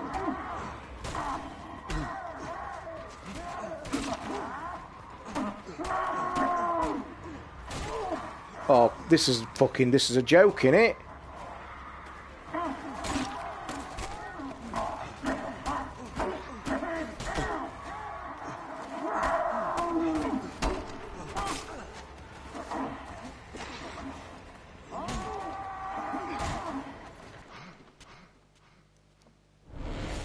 This is pissing me off. Those Bluedio headphones came pretty... I've got a set, guys. I meant to show you earlier. The ones that Nicky were talking about, just from my TV. £20 ones came this afternoon. They really are cheaply plastically made, but they're Bluetooth, and apparently the fucking battery life on them's like immense. I've charged them tonight. They're supposed to last for about 40 hours. And they're literally just going to sit there for my TV at night. So, give Toz some likes. Yeah. Yeah, go and lick my video. Lick. Yeah, go and lick the video. Not a Nintendo cartridge. Go and give some likes to my vids. Well, I'm going to have one more go at this because I'm not in the frame of mind. And I don't think things like this when you're learning the fighting system. Red, you're behind in the chat. You've just seen them. I went for the 20 quid ones. And I've tested them on both my phone and the TV. Connected on the TV dead quick. Excuse me, that tonic water has given me hickey-ups. This is a ball ache, this bit. And I remember now, this is exactly the point I fucking stopped on the PC. What I've got to figure out, there's a big delay. You have to press it a lot earlier.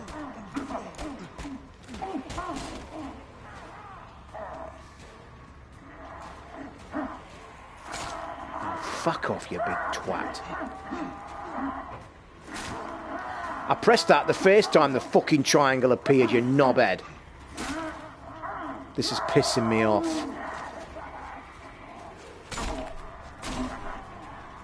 That's cool, though. Oh, why don't you rip me off and give me no fucking sign that you're coming? This is bullshit, this bit, guys. Fuck it. I've done for a bit. I'm not in the mood for this. Did you used to rent Blockbusters? Yeah, I did. I had a Blockbusters really close to me. Really close. Like 500 yards. It used to be the local... It was like an offshoot from a post office. Thought of you last week, Toz. I was in Menorca. Walked into the bar and football was on, and one of the bar was kitted out with an iSense TV. Nice one. Yeah, I think a lot of people go. I've been getting a lot of message from people on holiday this last few weeks. It would be nice to be on a beach somewhere. Who knows, guys? Next Sunday's show could be from the fucking Maldives.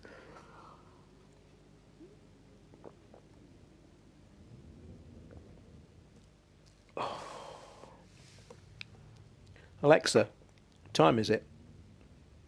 It's 10:18 p.m. 10:18. I'll probably stream till about 11 and have a bit of a chat because there's 20 odd in the room. What else have I done? I was going to... In fact, these headphones, I was going to do an unboxing, but I just thought there's no point. It's only a cheap set of Bluetooth, and I'd just go to Blackpool. Christ almighty. Do you know what? It's that expensive in Blackpool. I could probably go abroad for the same fucking price. It's a ridiculous price. I'm going to... I love Skeggy. See, that's my childhood, you see. Skegness is like... You know, all the great memories that you have as a kid. That is my childhood. That's the best memories I've probably got in my life. We went to Skegness every year from when I was... Since I can remember, since I was about 5, right up until my mum and dad split up when I was about 13. Every year, without fail. And for the last 6 years, we went in the same caravan. Number 38, Sealands Holiday Camp in Inglemells, just down from what's now known as all the crazy shit place, the pyramid and stuff. I could take you around Skeggy and Inglemells with my fucking eyes shut. Love that place. And actually, it was the last... Yeah, Inglemells, my actual childhood memories. It was the last time I had away with the ex-wife, actually. We had that weekend away. Some of you may remember I spoke about it when we was on the show that weekend. Yeah, me and the ex-wife. It was the last time I actually went anywhere. Yeah, about the best last memory I've had, I think. I know you're not into online shooters, personally, but free to play. Yeah, I saw the thing in the store, Sean. I saw it was a big splash screen that they're doing.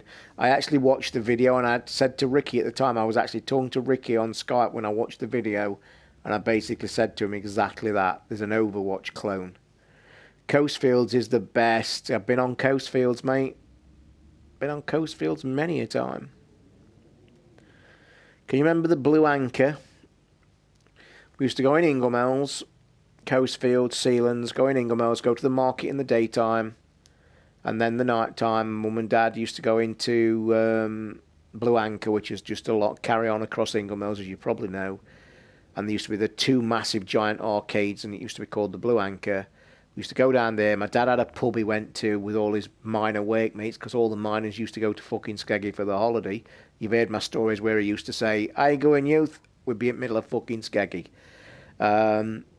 He used to go and have a drink in the pub. He liked to drink with his mates. And my mum went to go to the bingo, and she dropped us kids off in the 2 arcades with about a couple of quid in his hands, because a couple of quid used to last us all night. And I fucking loved it as a kid. And that's what families did back in the day when I was about 10, 12. I'm going to tell you something, though, Jason, and I'll tell you this as well. As a great family memory, as a child growing up, and it was our holiday every year, and I used to live for the amusements and shit. And I actually didn't used to play video games, believe it or not. I used to be into more the slots. I used to love the penny slots and the shit like that. I used to fucking love it. I used to live for it. And then when I was about 10, I actually got into bingo. And then what was the actual... that the telly bingo, it's called telly bingo, where you used to sit, and you've all seen them on holiday camps with the slidey things. My mum got me into that because she was a bingo freak. She used to go to the bingo and play for real stupid money. Well, she got me in as a fucking kid, and I got obsessed with it. From when I was about 9 onwards till about 13, every holiday we used to find honours. There used to be an amusement on the camp, so we'd have us day at the market, day at the Blue Anchor playing the slots, and then we used to come home, get some chips to the caravan, and my mum always used to take us up for an hour to the amusements on the site, and we used to have an hour of bingo, and I used to save all the wins up from the week and then pick a big prize at the end. And I'm not joking, that is so the best memories of my life to reminisce. And I'll tell you a fun story, or a bit of a sad story. That caravan site we used to go on, the Sealands one, we went like for every year for fucking ages. And we used to go to this amusement arcade. It was on there, and we knew because we went every year. You got friendly with the owners of the site because we knew the owners of the site and shit. And then when obviously divorce and stuff like that and shit like that, do you think women don't stick marriage out anymore, mate? Craig, I could go into that a fucking million times, mate. I'm not even going to go into that. Yeah, I will. Yeah, they don't, mate. Quickly sidetracked to a marriage thing that you're talking about. In my life, I've had 4 major relationships. 2 serious girlfriends from when I was 16 onwards to 20. My first wife, 16 years. And then the second wife only lasted 4 years. I've never been unfaithful to any one of them women, ever. I have never, ever, ever, ever been unfaithful. I'm a very big believer of you're in a partnership, you stay with that person. You make a commitment, you're together, you supposedly love each other, so you're with each other. If one of you doesn't, don't fuck about. Be honest, be grown adults, talk about it, move on. Don't fuck about and do the shit stuff. And just bringing that full circle till I go back to the holiday thing again. It is too easy. I don't think you can't just blame women. I think it's actually just fucking marriage in general is too easy to finish now. And it just is. It's a sad thing. And you obviously hear me say that I've never been unfaithful, and I haven't in my entire life. I've never been unfaithful. So for me, I'm a big believer in that kind of thing. And yeah, it's shit. Marriage is shit. It's too easy to get out of. Way too easy. Going back to the holiday story. So back to the holiday camp. You just heard me say what our holidays were for the last 5-6 years of my kid's life, and it was fantastic. I loved it. About,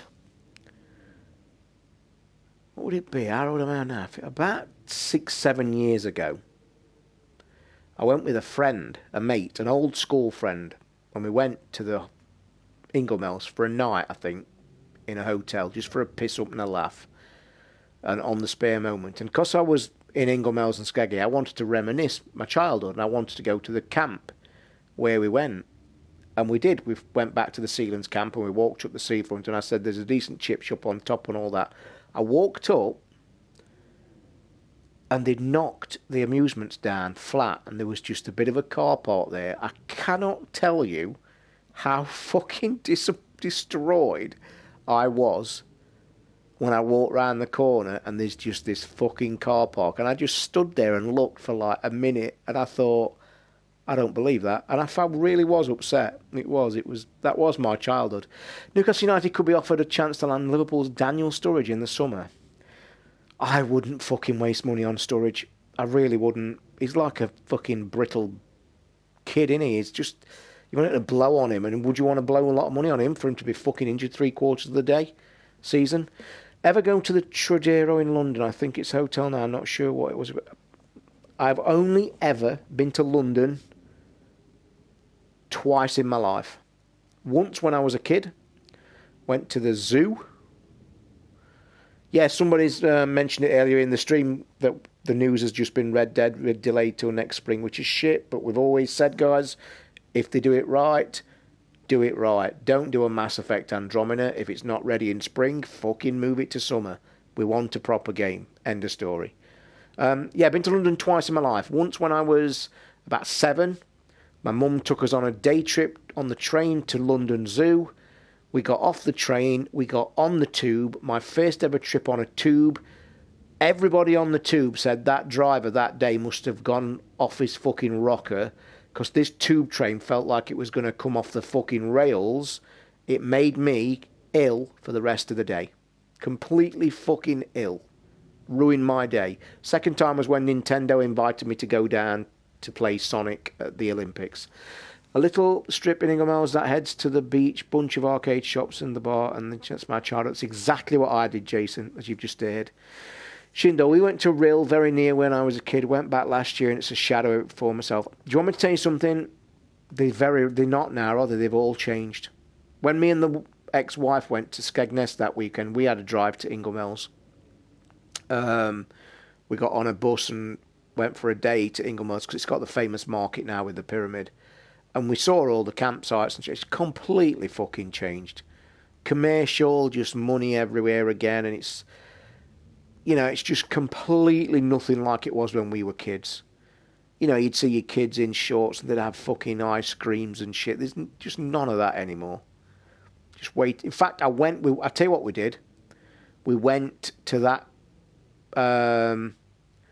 Skegness is not too good now itself, but we used to be Inglemells. Very rarely went into Skegness.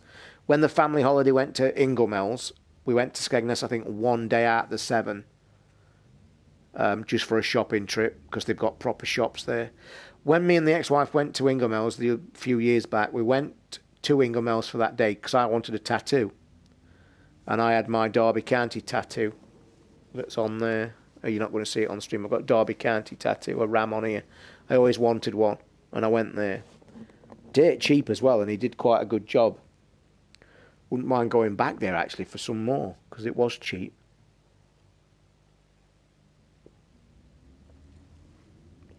In fact, it's never crossed my mind to go there to have a sleeve done. But you'd have to travel probably 2 or 3 times. But having said that, from my house to Skegness or Inglemells, it's an hour and 45 minutes with the new road. So what's that? It's not a big trip if you can get somebody to go. So yeah. But yeah, they were my best memories ever. Inglemells holidays every year, without fail. Used to love it. But it's sadly nothing like that anymore. All about money. My right hand is fucking itching in the palm. Itching like... I was just going to come to the cost. I remember back in the day, and we do sound like old farts. I've never been to Scarborough once in my life on a mystery trip. Thought it was awful. Thought there was fucking nothing there. When we used to book the holiday with my dad, and I always used to remember my mum and dad discussing booking the holiday, because they used to have it around my dad's holidays. Because don't forget, back in the day, women never went to work, because the men used to earn so much money and prices were different. Women stayed at home. That was the norm. And they used to work out when to have the holiday, and our holiday always worked about when my dad booked his holidays. And I always remember him talking about as caravan holidays, same place every year, And I remember one year my dad pissing and moaning that it had gone up to £130 for the caravan. Me and my ex-wife, the first year we were married, was going to take the kids to a caravan holiday to reminisce and have a good holiday. I went looking to book a caravan holiday in Inglemells. It was £950 fucking pounds for a week. A week. Fucking hell. We never went. Have I ever been abroad? My first wife and my young daughter when she was 7. I was scared of flying. We was talking about a holiday. We was married for 15, nearly 16 years. I'd never been on a holiday abroad because I was scared shitless of flying. Probably watching all my fucking aircraft crash programs. So then, pleased that she did, my first wife came home one day from shopping up the local town, slapped a thing on the table and said, "Look, what are you?" My little daughter was absolutely fucking ecstatic. She was only 7. She absolutely went mental. No talk about it, nothing. My wife came home, slapped on the table, and I says, "What's that?" She says, "Have a look." Opened it up. She'd booked a holiday to Fuerteventura that was a year after. A year after. And it gave us a year to pay for it and shit and all that, and I absolutely fucking loved it. It was brilliant. It was great because my daughter was 7. She'd just learned to swim. I think I've told the story before. We had to actually physically force her to get out of the pool because it was affecting her. She spent every single fucking minute of a waking day for that holiday in the bastard pool, and it was making her skin go funny. And we had to force her to stay out of the pool for a while. But anyway, and that week we went to Fuerteventura for 10 days.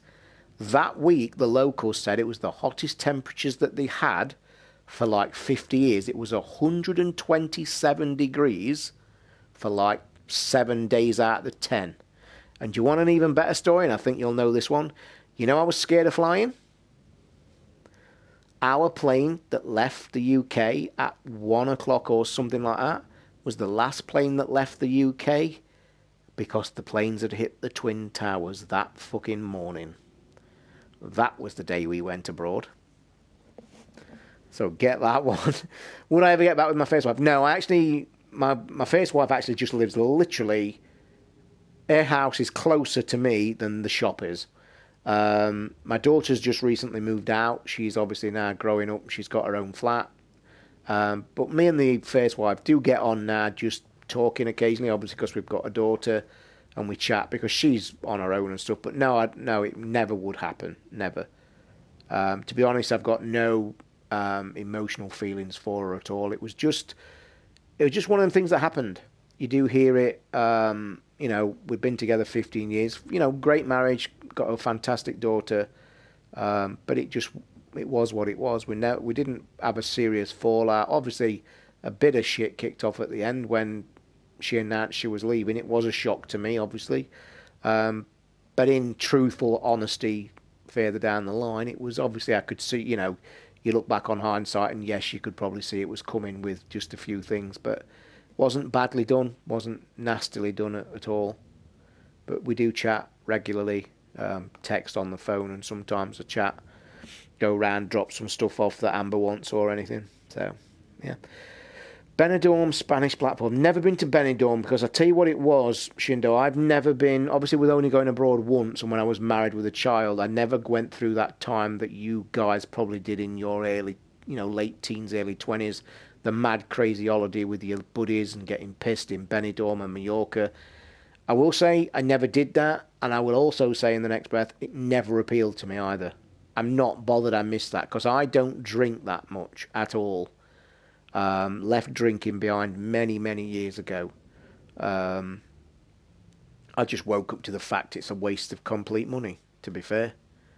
I don't mind, don't get me wrong, it's really nice to have a social drink, and I do really mean a social drink. I mean a pint or 2 with a buddy, with a friend, to have a chat. That's great. But that mental fucking Friday night, 10 pints, go home, 80 quid fucking lighter badly as a dog the next day. Fuck that. I don't see the point. And I had that epiphany many, many years ago, and I said to myself, why are you doing this? Why are you pissing money up the wall on drink to make you feel ill for 2 days? So I just stopped. And from that moment of stopping, I didn't have a drink. Get this. I didn't have a drink from that moment of choosing for about 12 years. And the only time I started drinking again was when I got with my second wife. And she was a serious drinker. And obviously I drank because we were together and it was the way it was. But not in the end. I woke up to that fucker very quickly as well. But yeah, not a big fan of drink at all. Don't mind the odd tipple, like, you know, with my whiskey and shit. But, yeah, not a big fan of drink. And you're going to call me an old fart here, because I know you guys are probably a bit younger than me, and I'm starting to sound like an old fart. But I don't get why people do it. I know that I did it in the past, and it's kind of slightly hypocritical, but I just don't get why people do it. And I also come to a point now, and this really does sound like a moaning old git, I can never understand how drink can be made so readily available with the damage that it does. Drink, in my opinion, you're going to probably sit there and say, oh, fucking hell, you old boring git. Drink is a legalised drug, in my opinion. And it causes more damage, more shit than anything you'll ever know, I think, in real life. And I have always thought in my older years why it's never been monitored way better. And I'm also of a great believer that I think the age in America, one of the great things again in America where they do 21, I think it's the fucking most amazing thing in the world. I think they backfire that with letting kids drive at 15. I think that is the craziest fucking shit on planet Earth. How can a child sit behind a fucking car? That blows my mind, always has done. But the drinking laws in America, and they are strictly done, I think is one of the best things that they do. Drink's a dangerous thing. Fucking is. And it's so readily available now. It's crazy. And I think also, back in the day, I know I did it, and probably you guys sat in this room did it. It was great to, like, go to a pub when you was 15, 16 and see if you could get a drink. I did it. I used to get saved in one pub in my town that me and about 6 mates used to go in 2-3 times a week. And the landlord always used to say to us, and I remember he was one of the fucking best men I ever met, actually. He was a great friend for many, many years. Keith, his name was. Fucking brilliant bloke. Privately owned a pub in his major town centre. He always used to say to us, I don't mind you being in your pub, because you can go in a pub at 15, 16. But what he said was, if you're having a drink, the minute you start fucking about, you'll never come in this pub again. He says, but also, when you buy a drink, you buy a Coke and put it at the side. And that was his policy, and it was fucking brilliant. And that was one of the best times growing up as well. We didn't sit there and get bladdered like idiots and start smashing the place up. As young 16-year-old teenagers, we thought it was the fucking bollocks. And we actually had some great nights in there, chatting, playing cards. It was great. Craig, people need to take responsibility when drinking. It is, mate. Pair that with being too readily available in this country that you can just drink now when you're fucking silly age, and it's so cheap. How can you sell a thing that can do that damage to you for that cheap price? And it is sounding kind of hypocritical, because I used to do it when I was younger. But the point is, you wake up to it when you're older. You just see the damage that it's done. And I've seen it destroyed my marriage. Simple as. Totally and utterly destroyed not only my marriage, but my life. Simple. I was in such a great place. Fantastic. Everything great. And drink literally tore it apart. And that was before I even contemplated that it was a shit thing to do anyway. But anyway. Less of the depressing stuff. Anything else to talk about? Let's talk about E3.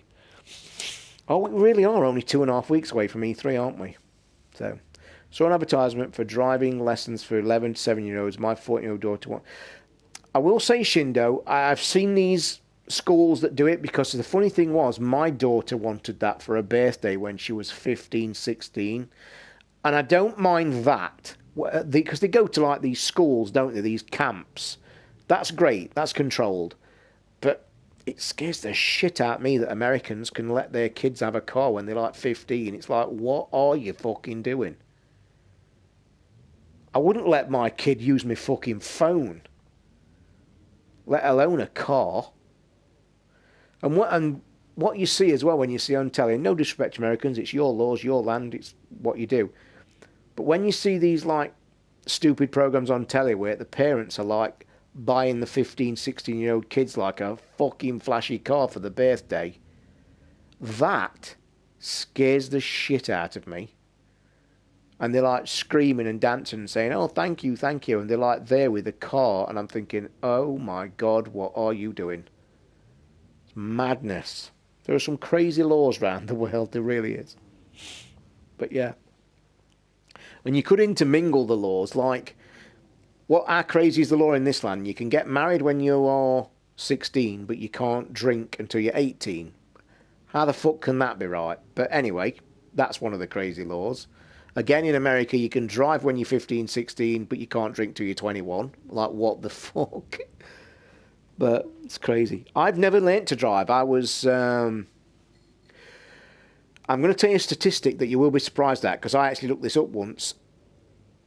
New drivers in this country, obviously when you're 17, have got a very low accident rate. I think it's because they're more careful. My girlfriend's my girlfriend's, oh, let me get this right, fucking brain's gone dead. My daughter's boyfriend, who took us to the pictures the other week, he's only learnt to drive like about 6 months ago. He told me, and I never knew this, obviously not being a driver, and I don't know if you guys did, you probably did if you've got young kids. There's a law in this land now. I never knew this. This blew my mind. It's quite cool. Once you learn to drive as a new young driver, if you are given a ticket, in the first 6 months of it's either 6 months or 12 months of your driving license, it gets took off you, and you have to take your test again. And his mate actually got done for speeding twice. They took his license off him. He'd only have it like a month, and he couldn't apply for his license for another year. I never knew that was in this country. It's good. It's brilliant. And that probably answers why the accident rate is pretty low statistic-wise for young teenagers in this country. They don't want to lose the car, and that's what he said to me. He says, I drive so careful now. He says, I obey every speed limit, and I think it's a great thing. I don't know when that come in, but yeah, it's great. I've never learnt to drive, by the way. I know people have asked me that before on the show. I did my first serious leg injury when and the funny story was, I'd actually booked my first ever driving lesson the same morning I dislocated my kneecap. Go fucking figure. How lucky was I? Yeah, I'd actually been on the phone, booked my first ever driving lesson that was due 48 hours later, and I went to play football with my buddies and dislocated my kneecap fully. Smashed my leg to pieces, so there you go. I must admit, thinking back in like now, especially alone, I wish I did drive now. I wish I had back in the years when I had a chance. In my mid-30s I had a chance, but it was so expensive that I wish I did drive and have just like a little small run around. I think it would be, living alone, I think it would change my life completely. Because there'd been many a time I'd be just sat here and say, you know what, fuck it, I'll have a ride to Skeggy for an hour, for a day. I really would. So having no transport is a bit shitty, I will say that. Because you've also got to think, where I am, if I ever want to do that,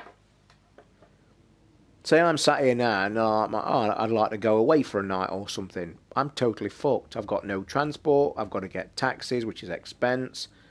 I've no way of getting anywhere. So it's shit. I've had a bunch of lessons but stopped as my instructor's boyfriend had a heart attack. Is that a real story? Jesus Christ.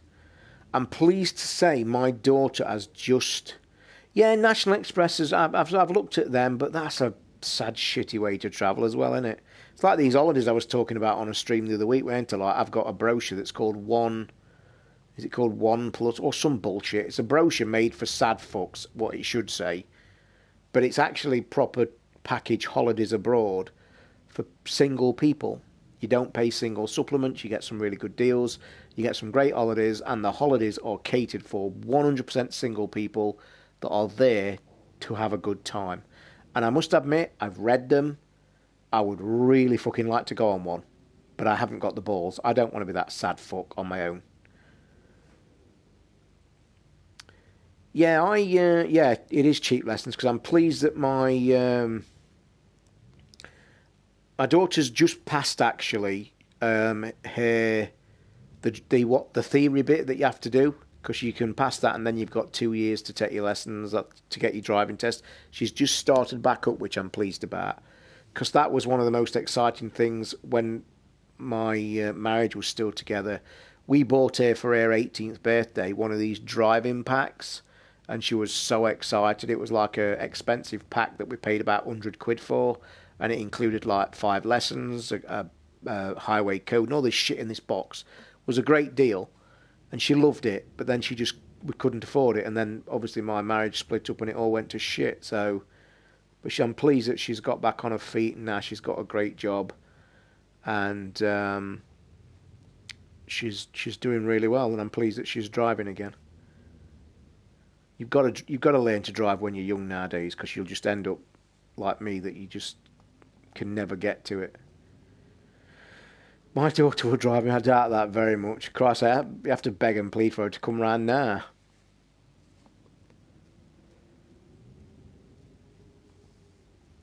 She actually had a bit of a moan at me tonight because her boyfriend was coming round to collect this record player, and she was at home cooking him a meal, actually, and because he was sat here playing Farpoint, she texted me and gave me an absolute bollocking. And I apologised, because I said to her, I said, don't have a go at him. Because she texted in a really angry mood. I could tell she was. Because she'd cooked and the dinner was ready and he was sat here playing Farpoint. So I got him in trouble, probably. Took my mum double digits in terms of practice tests until she passed. It's so expensive nowadays, though, guys. It's fucking ridiculous. Like, what I think my daughter's lessons that she pays, it's like 24 quid for a single lesson. It's like, Jesus Christ. I know a lot round here do blocks. That's a big thing. You can like do block bookings. Where you like 5 lessons at a time for like 70 quid. There's a lot of that goes off. But there's no end of places to learn to drive around here. I always said, though, I'll say this, going back to the lottery question from earlier, that's a good price, Jason, great price. If I won the lottery, I always said what I'd do was this. There's a place in Blackpool where you can go on a week or 2-week course that's a guaranteed driving pass, where you stay in a hotel and shit. If I won the lottery on Wednesday, within a week I would go and stay in Blackpool, pass my driving test. Probably not buy a car straight away, but probably will, because you're fucking crazy and you've got all that money. But my dream car would be a Porsche 911 Carrera red. That's the dream I've lived for donkey's years if I ever did drive. Yeah, so that's what I would do if I became a crazy lottery winner, as we discussed earlier. So, but yeah.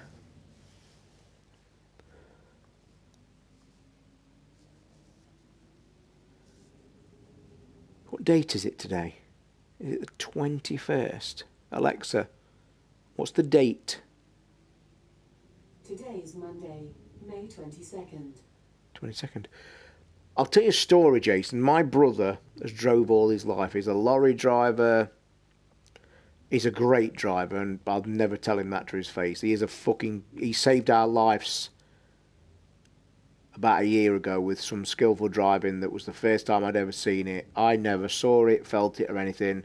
Luckily, he was in a really fast car because he likes his cars now. He's semi-retired.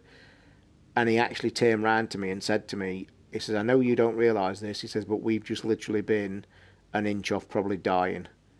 And he also said, if I hadn't been in this car, we probably would have done. We was driving on the A38, which is a dual carriageway. It was doing about 50, 60. He had an Audi, one of these top sporty Audis at the time. We was in the first lane, I think, and we was coming past a lay-by. Why they have a lay-by on a fucking dual carriageway, God only knows. But he explained to me what happened was, as he was approaching the lay-by, he noticed a car in the second lane, just doing normal things, whatever. There was a person in the lay-by in a transit van, for some unknown fucking reason, just decided, oh, it's time to pull out. We are literally 50 yard away, doing 50, 60 mile an hour. We've got a car coming on the outside doing about 70. This twat in the transit van is half in our lane from a standing start. My brother just dropped it, cut straight across the car coming at 70, between the transit van and the thing, and had gone. I think this car did about 0 to 60 in about 3 seconds. It was a fucking amazing car. And he said we'd have been killed.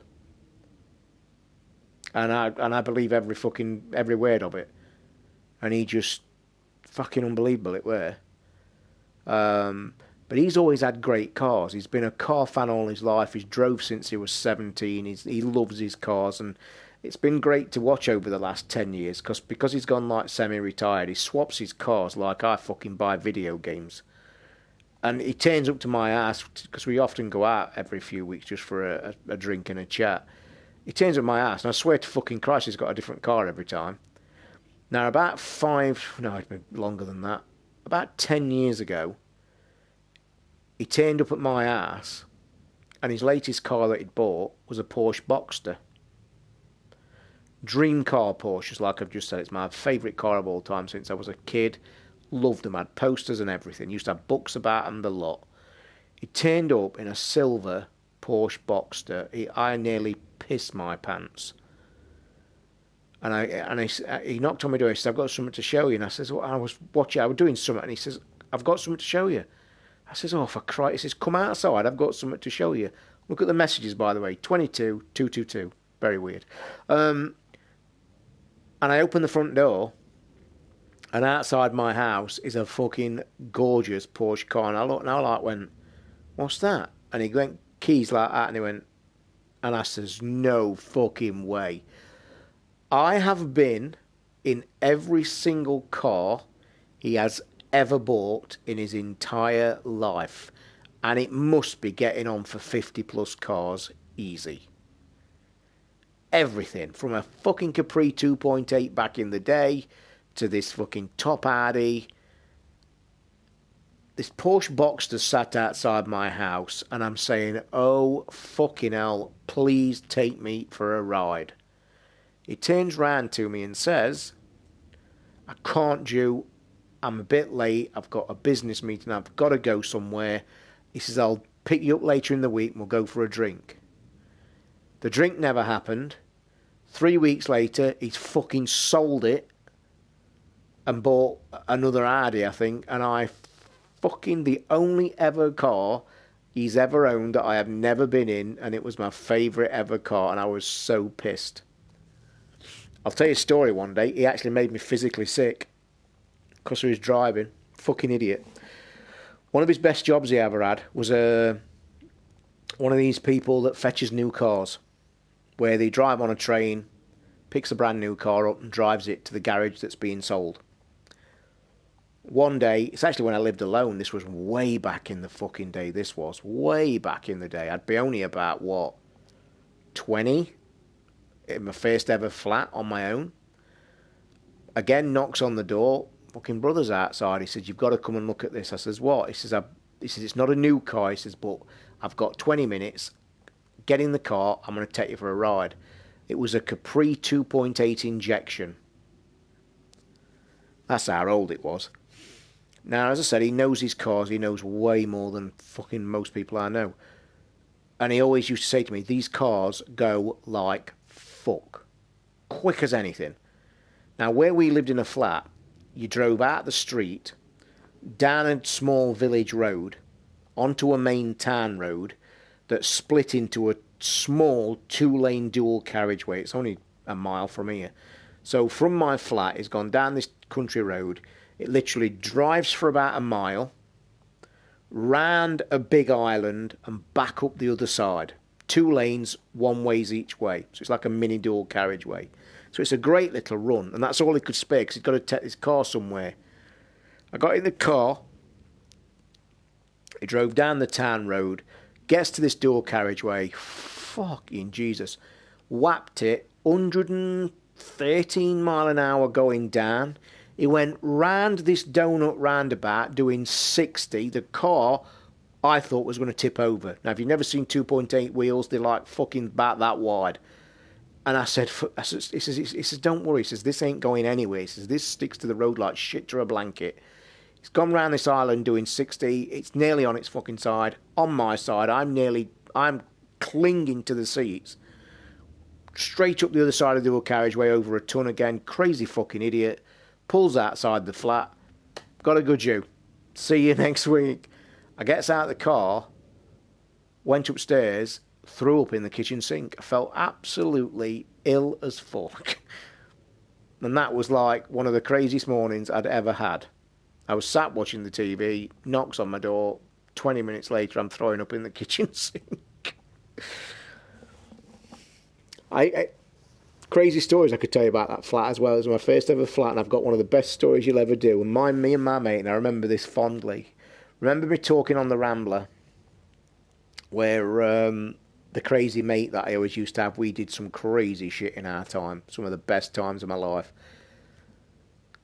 Me and him's down the pub.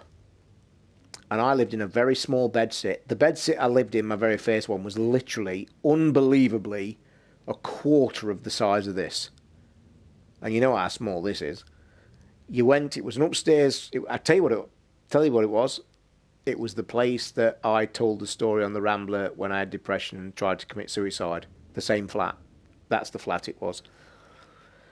I had a cat. Bought myself a small ass cat. Beautiful little cat it was. Gorgeous.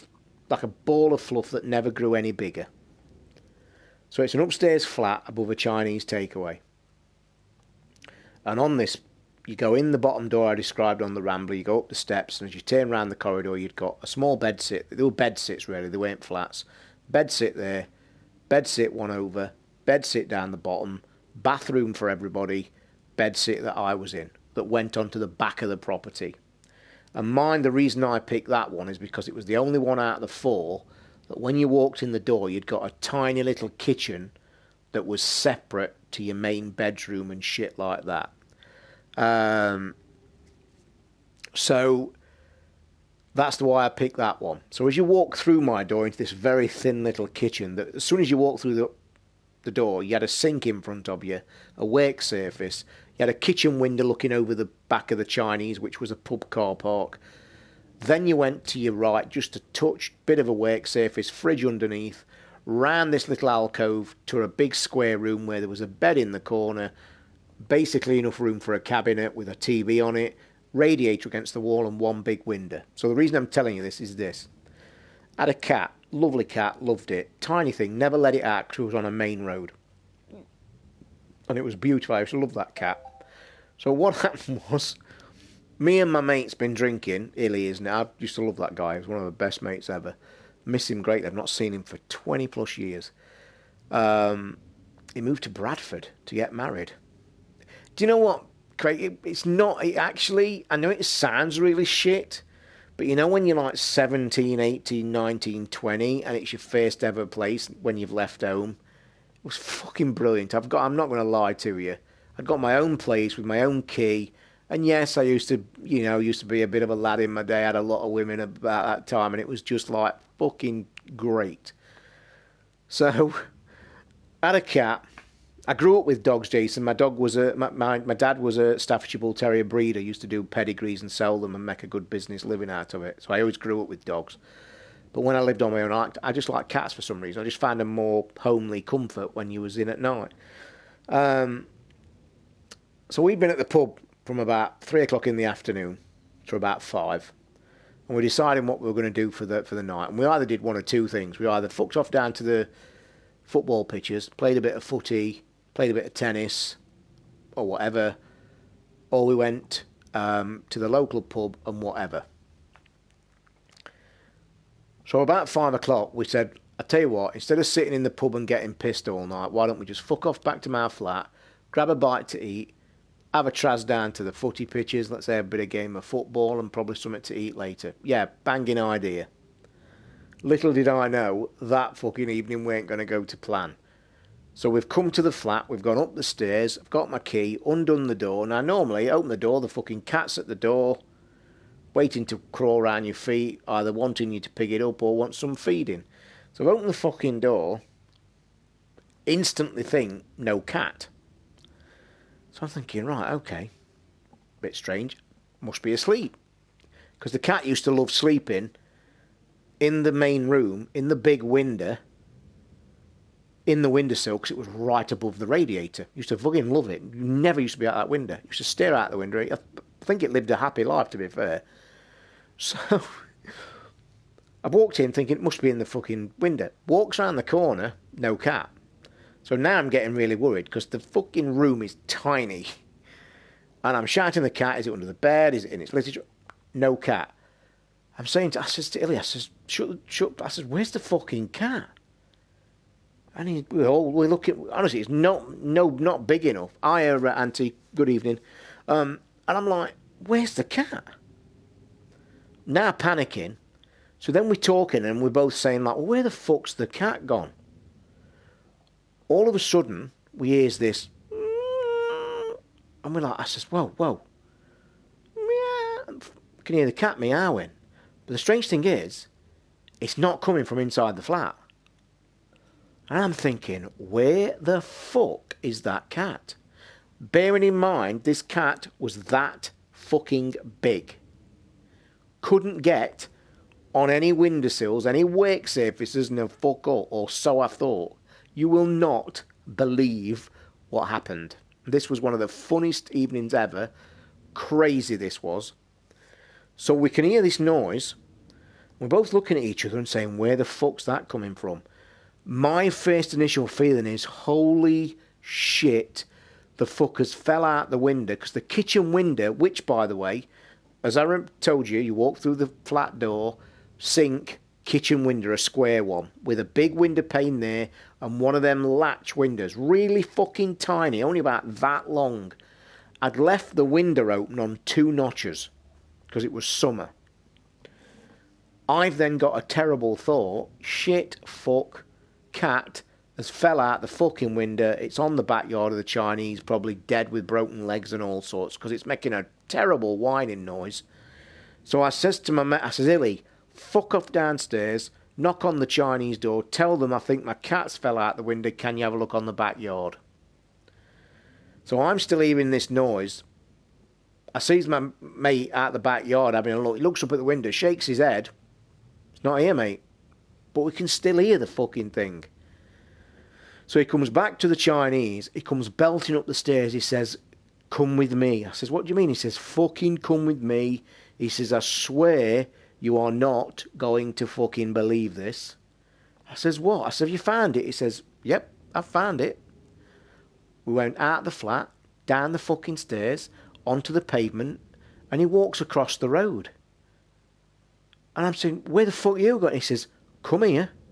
Walks across the road, he grabs me, he turns me round, nowhere to fly, he turns me round, he gets my head and goes, the cat is on the apex of the fucking roof of the Chinese. I shit you not. It's that big, it's sat in the middle of the apex, meowing. And I'm thought, oh, fuck. 1, how the shit have you got there? 2, how the fuck are we going to get you down? 3, what the fuck do I do now? So my mate Illy, pissing himself now, he's uncontrollable, he's gone, he's got tears running down his eyes.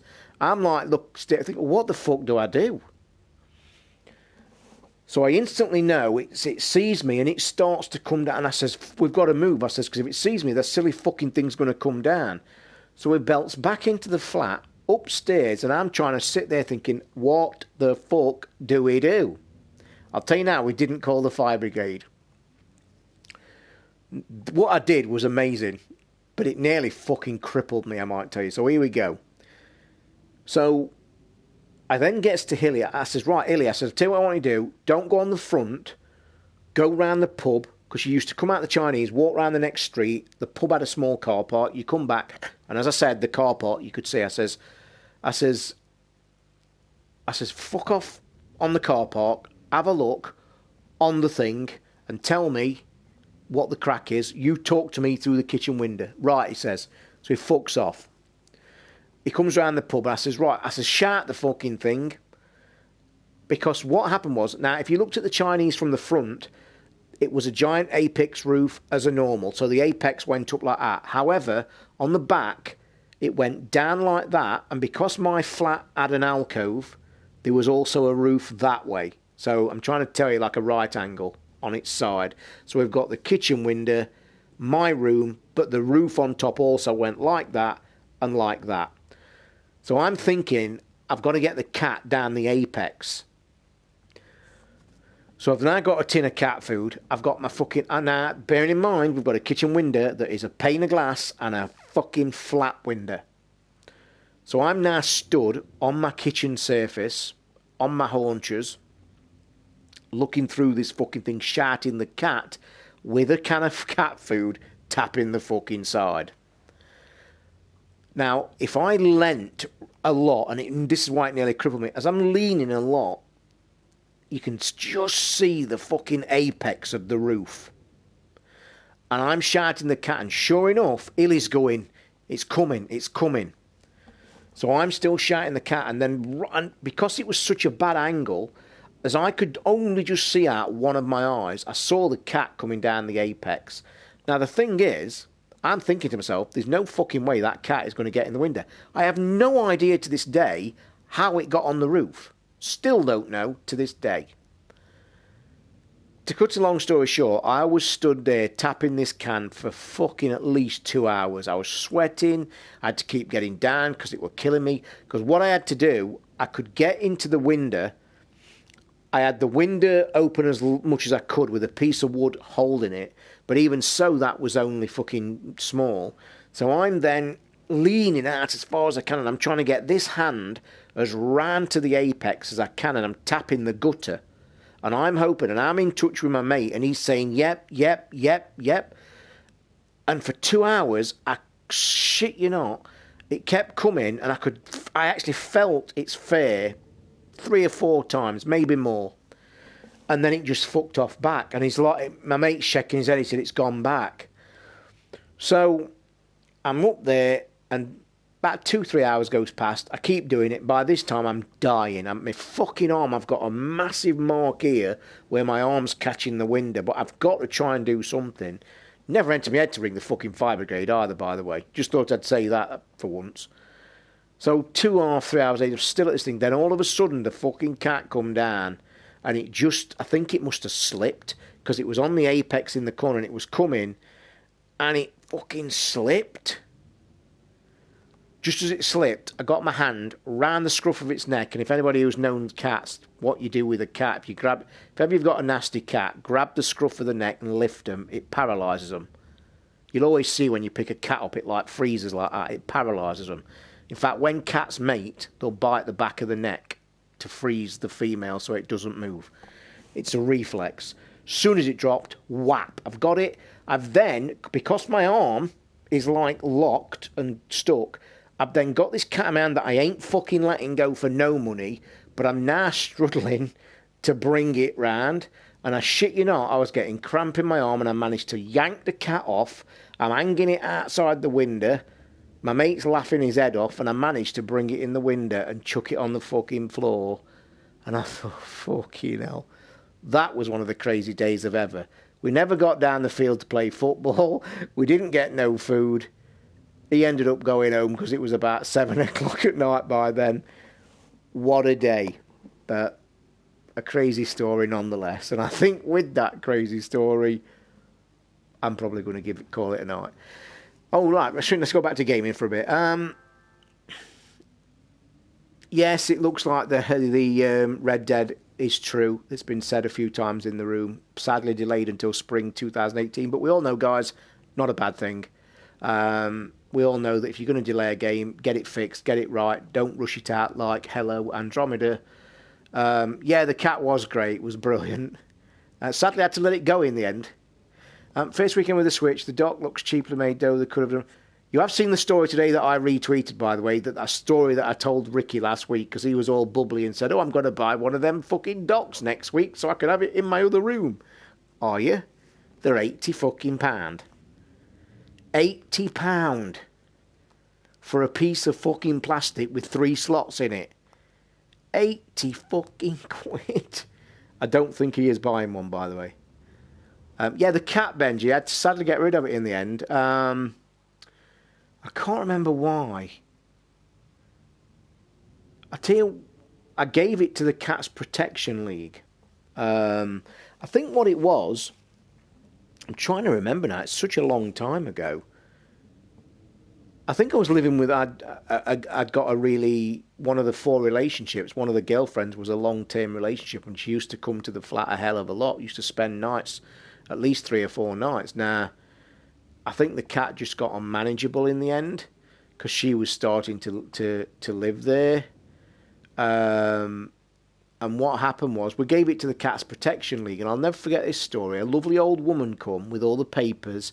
Oh, thank you for giving the cats to the Cats Protection League and not just letting it go, giving you all the bullshit. And I was really upset. I was like really fucking upset. And my girlfriend's there going, oh, it'll be all right. It's going to a better place. This Cats Protection League woman, oh, don't you worry, my love. We come and let you know. We show you pictures where she goes to. We send you messages. We send you letters. We let you know how she goes. I never saw that woman ever a fucking again from when she went out that door with my cat. So pissed. Looking for a headset for my TV. Ideas. Bluetooth. Well, the ones that Nikki mentioned the other day, the Bludios. These are Bludio, B-L-U-D-I-O, very cheaply plastically made, but they do the fucking job. Bluetooth, about a 40-hour battery life. They've got this cool, trendy thing. I don't know if you guys can pick this up. Watch this. You can't really because the colour's a bit weird. The way they fold up, they turn on their axis. They've like got a... You're not going to pick this up unless you can look really close, but they turn on the axis, look, and go inside themselves. So they store really coolly like that. Really small, and then they just pull out like that, look, on a swing. It's ever so weird. I'm not going to lie, the buttons are really cheap and they feel plasticky, like plastic sides. Very nice soft top, bit of metal here, or are they plastic? Yeah, metal things, plastic on the edge, but Bluetooth with a wire. And should have given the cat. I knew somebody was going to mention that, Alan. I really did. I was surprised it took you that long. I can tell you a funny story about that if you want to know that. In fact, I will. I'll quickly shut down with this. These are cool. These are really good for the price. $19.99 on Amazon. All colours. I went with the red. I'm going to use them tonight when I finish this stream. I'm going to watch a movie, I think. Sky reports an explosion at Manchester Arena. Anything going on and why it's on? I hope not. I might put the news on when we've done. That's another shit fucking job, innit? I hope we're not on that malarkey again. But yeah, try them. They're only... And it's got a microphone as well. I was going to connect them tonight with the show, and tomorrow night I might do a bit of a test and put the wire in and see what the microphone's like. So when I stream tomorrow night, I might just jump on with them and you can let me know what they sound like. But yeah, quick story, Alan, about the cat and the Chinese. In the village where I live now, which is 2 miles from the village I was just telling you about where I grew up, that's where I lived all my life, there's a Chinese still open today under a different name. Back in the day when we was about 12, 15, teenager-ish, massive story broke in the local news, and this is God's honest truth. They got reported. They was... Oh, you're fucking kidding me. They was... Got cats and dogs in the freezer. Got shut down, got fucking prosecuted the lot. No word of a lie. Local Chinese found cats and dogs in the freezer. Apparently they've been going around the streets fucking teching them. Oh, you are kidding me. Fuck me, man. I might put the news on then. I know it's a bit fucking gruesome, but shit me. I hope it's not everything that we all think it's going to fucking be. Is it? Do you know what? Are we all talking about that explosion, Benji, or something else, mate? I might grab the iPad. But anyway. I've always thought it would be funny to walk into a cheap chicken shop with a crate of pigeons and ask where they want them. But that's a true story about our Chinese. It was a massive story. Like a speaker or balloon blew up. So it's not a big news story then, Benji. Are you getting this live? Let's hope it is a false story. Really, let's hope there'll be some young people there to be a fucking shitty one if it's true. But yeah, they got this Chinese all over the local papers, got fucking thing. And that place is still open now. In fact, I've had a Chinese from there not many months back. But yeah, that was what, a good, how old am I for? Good 35, 40 years ago. All right, you're on the Sun's website. Didn't something kick off a few months ago and it was total bullshit as well, that they, like, false news.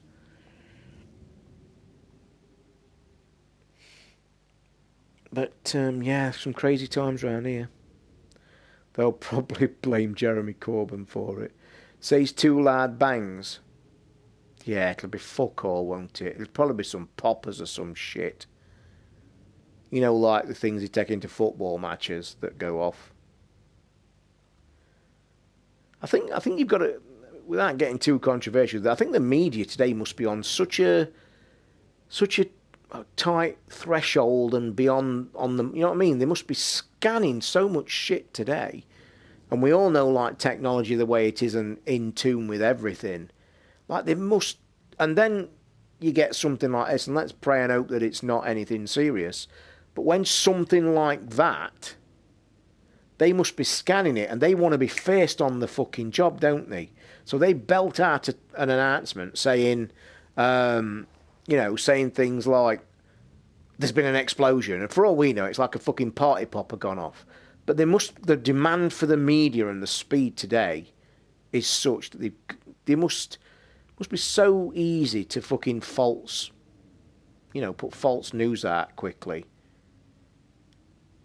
Because they're in such demand. By the way, I watched a great programme today, guys. In fact, second part, I think, is recording right this second. Channel 4, called The Trial. The first part's on catch-up. It's on for the next 5 days. Now, when it first popped up on my planner this morning, it's on Channel 4 catch-up, called The Trial, the murder trial. Now, I thought it was real. I thought a guy had been accused of murdering his wife. They was going to follow the trial, because we don't get anything like that in this country. They're not allowed to show court TV, which I've got to say, I really wish they would. That's another thing I like in America. I'd sit watching court TV all fucking day. But anyway, this thing started. Now, what they did, they put on the very beginning of it's on for the next 5 days. So the point is, this thing started, and it looked like a woman had been strangled in her home, and her ex-husband, estranged husband, was accused of murder. And they showed him in like a police interview room being interviewed, and he was saying no comment and all this bullshit. And then they stopped, and they made an announcement and said, the following programme over the next 5 nights is to show the public just how a real murder trial is handled. There is a real judge, real barristers, real prosecution, real defence, and the 12 members of the jury are real public people that's been randomly chosen, have no inkling of the case whatsoever. All the people in it, the murderer or the people, the accused, are actors. That's all it is. But I've watched the first episode last night, and it was fucking riveting. Brilliant. Highly recommend it. Channel 4, second part's tonight. It's on for the next 5 nights. The Trial. Go and download the first episode. When they announced that it was fake, I sat there and thought, fucking hell, and I nearly turned it off. But I'm glad I didn't. It was really well acted, really well made, and it talks to the barristers. And I tell you what is really interesting, at the end of every session, they go into the jury room. Now, bear in mind, these 12 people are real members of the public. And they are there to actually see this trial as if it was real, to show us what it's like. Some of the shit they're talking about blows my mind. Like, I cannot believe that they talk about... I always was led to believe, obviously not naively, I didn't think they was allowed to talk amongst themselves about the trial until it was over, so they had to make a decision. Oh, fucking no. They have a lunch break, they sat down, they're discussing all the shit that's gone off. And some of the fucking people in this jury, I'm like sat there thinking, I'll tell you what, I fucking hope to Christ you never try me for murder, accused of murder. Some of the bullshit things they were coming out with. I think one of them said, get this, now bearing in mind, let's pretend this is real. If it was real life, it'd be no different. Them fuckers would be still there, but it'd be real. The first couple of hours session, right? The first session, come on. In the fucking room while they're having the lunch, one person in this jury, I think, has come out and said, well, I've got to say, he looks really shifty. And I was looking at him to see if I thought he was guilty. And I like sat there and thought, have you really just fucking said that?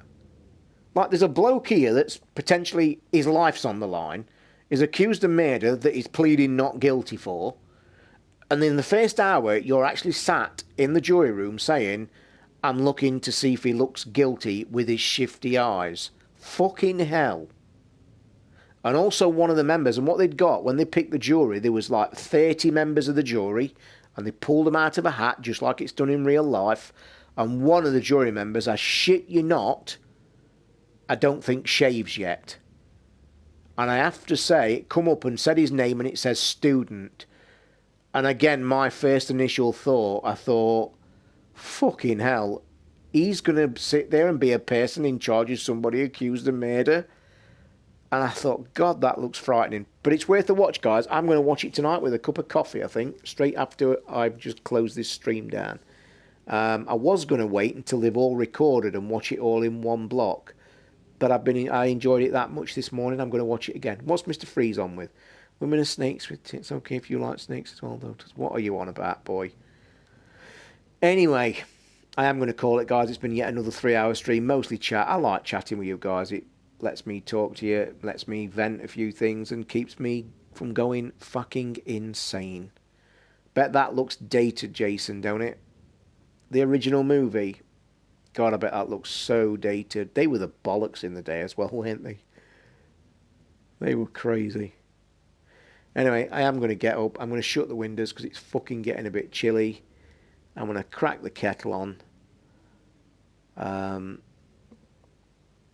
You see, just quickly before we just shut this show down, this moment in time when I sit with my coffee to watch TV for an hour or two, yeah, I will do. I'll play this probably more in the daytime because I'm at a part now where I've got to do the fighting, and talking and fighting is like, fuck. You know, it's like I couldn't concentrate, so I will try and get that better because I'm learning the fighting mechanics.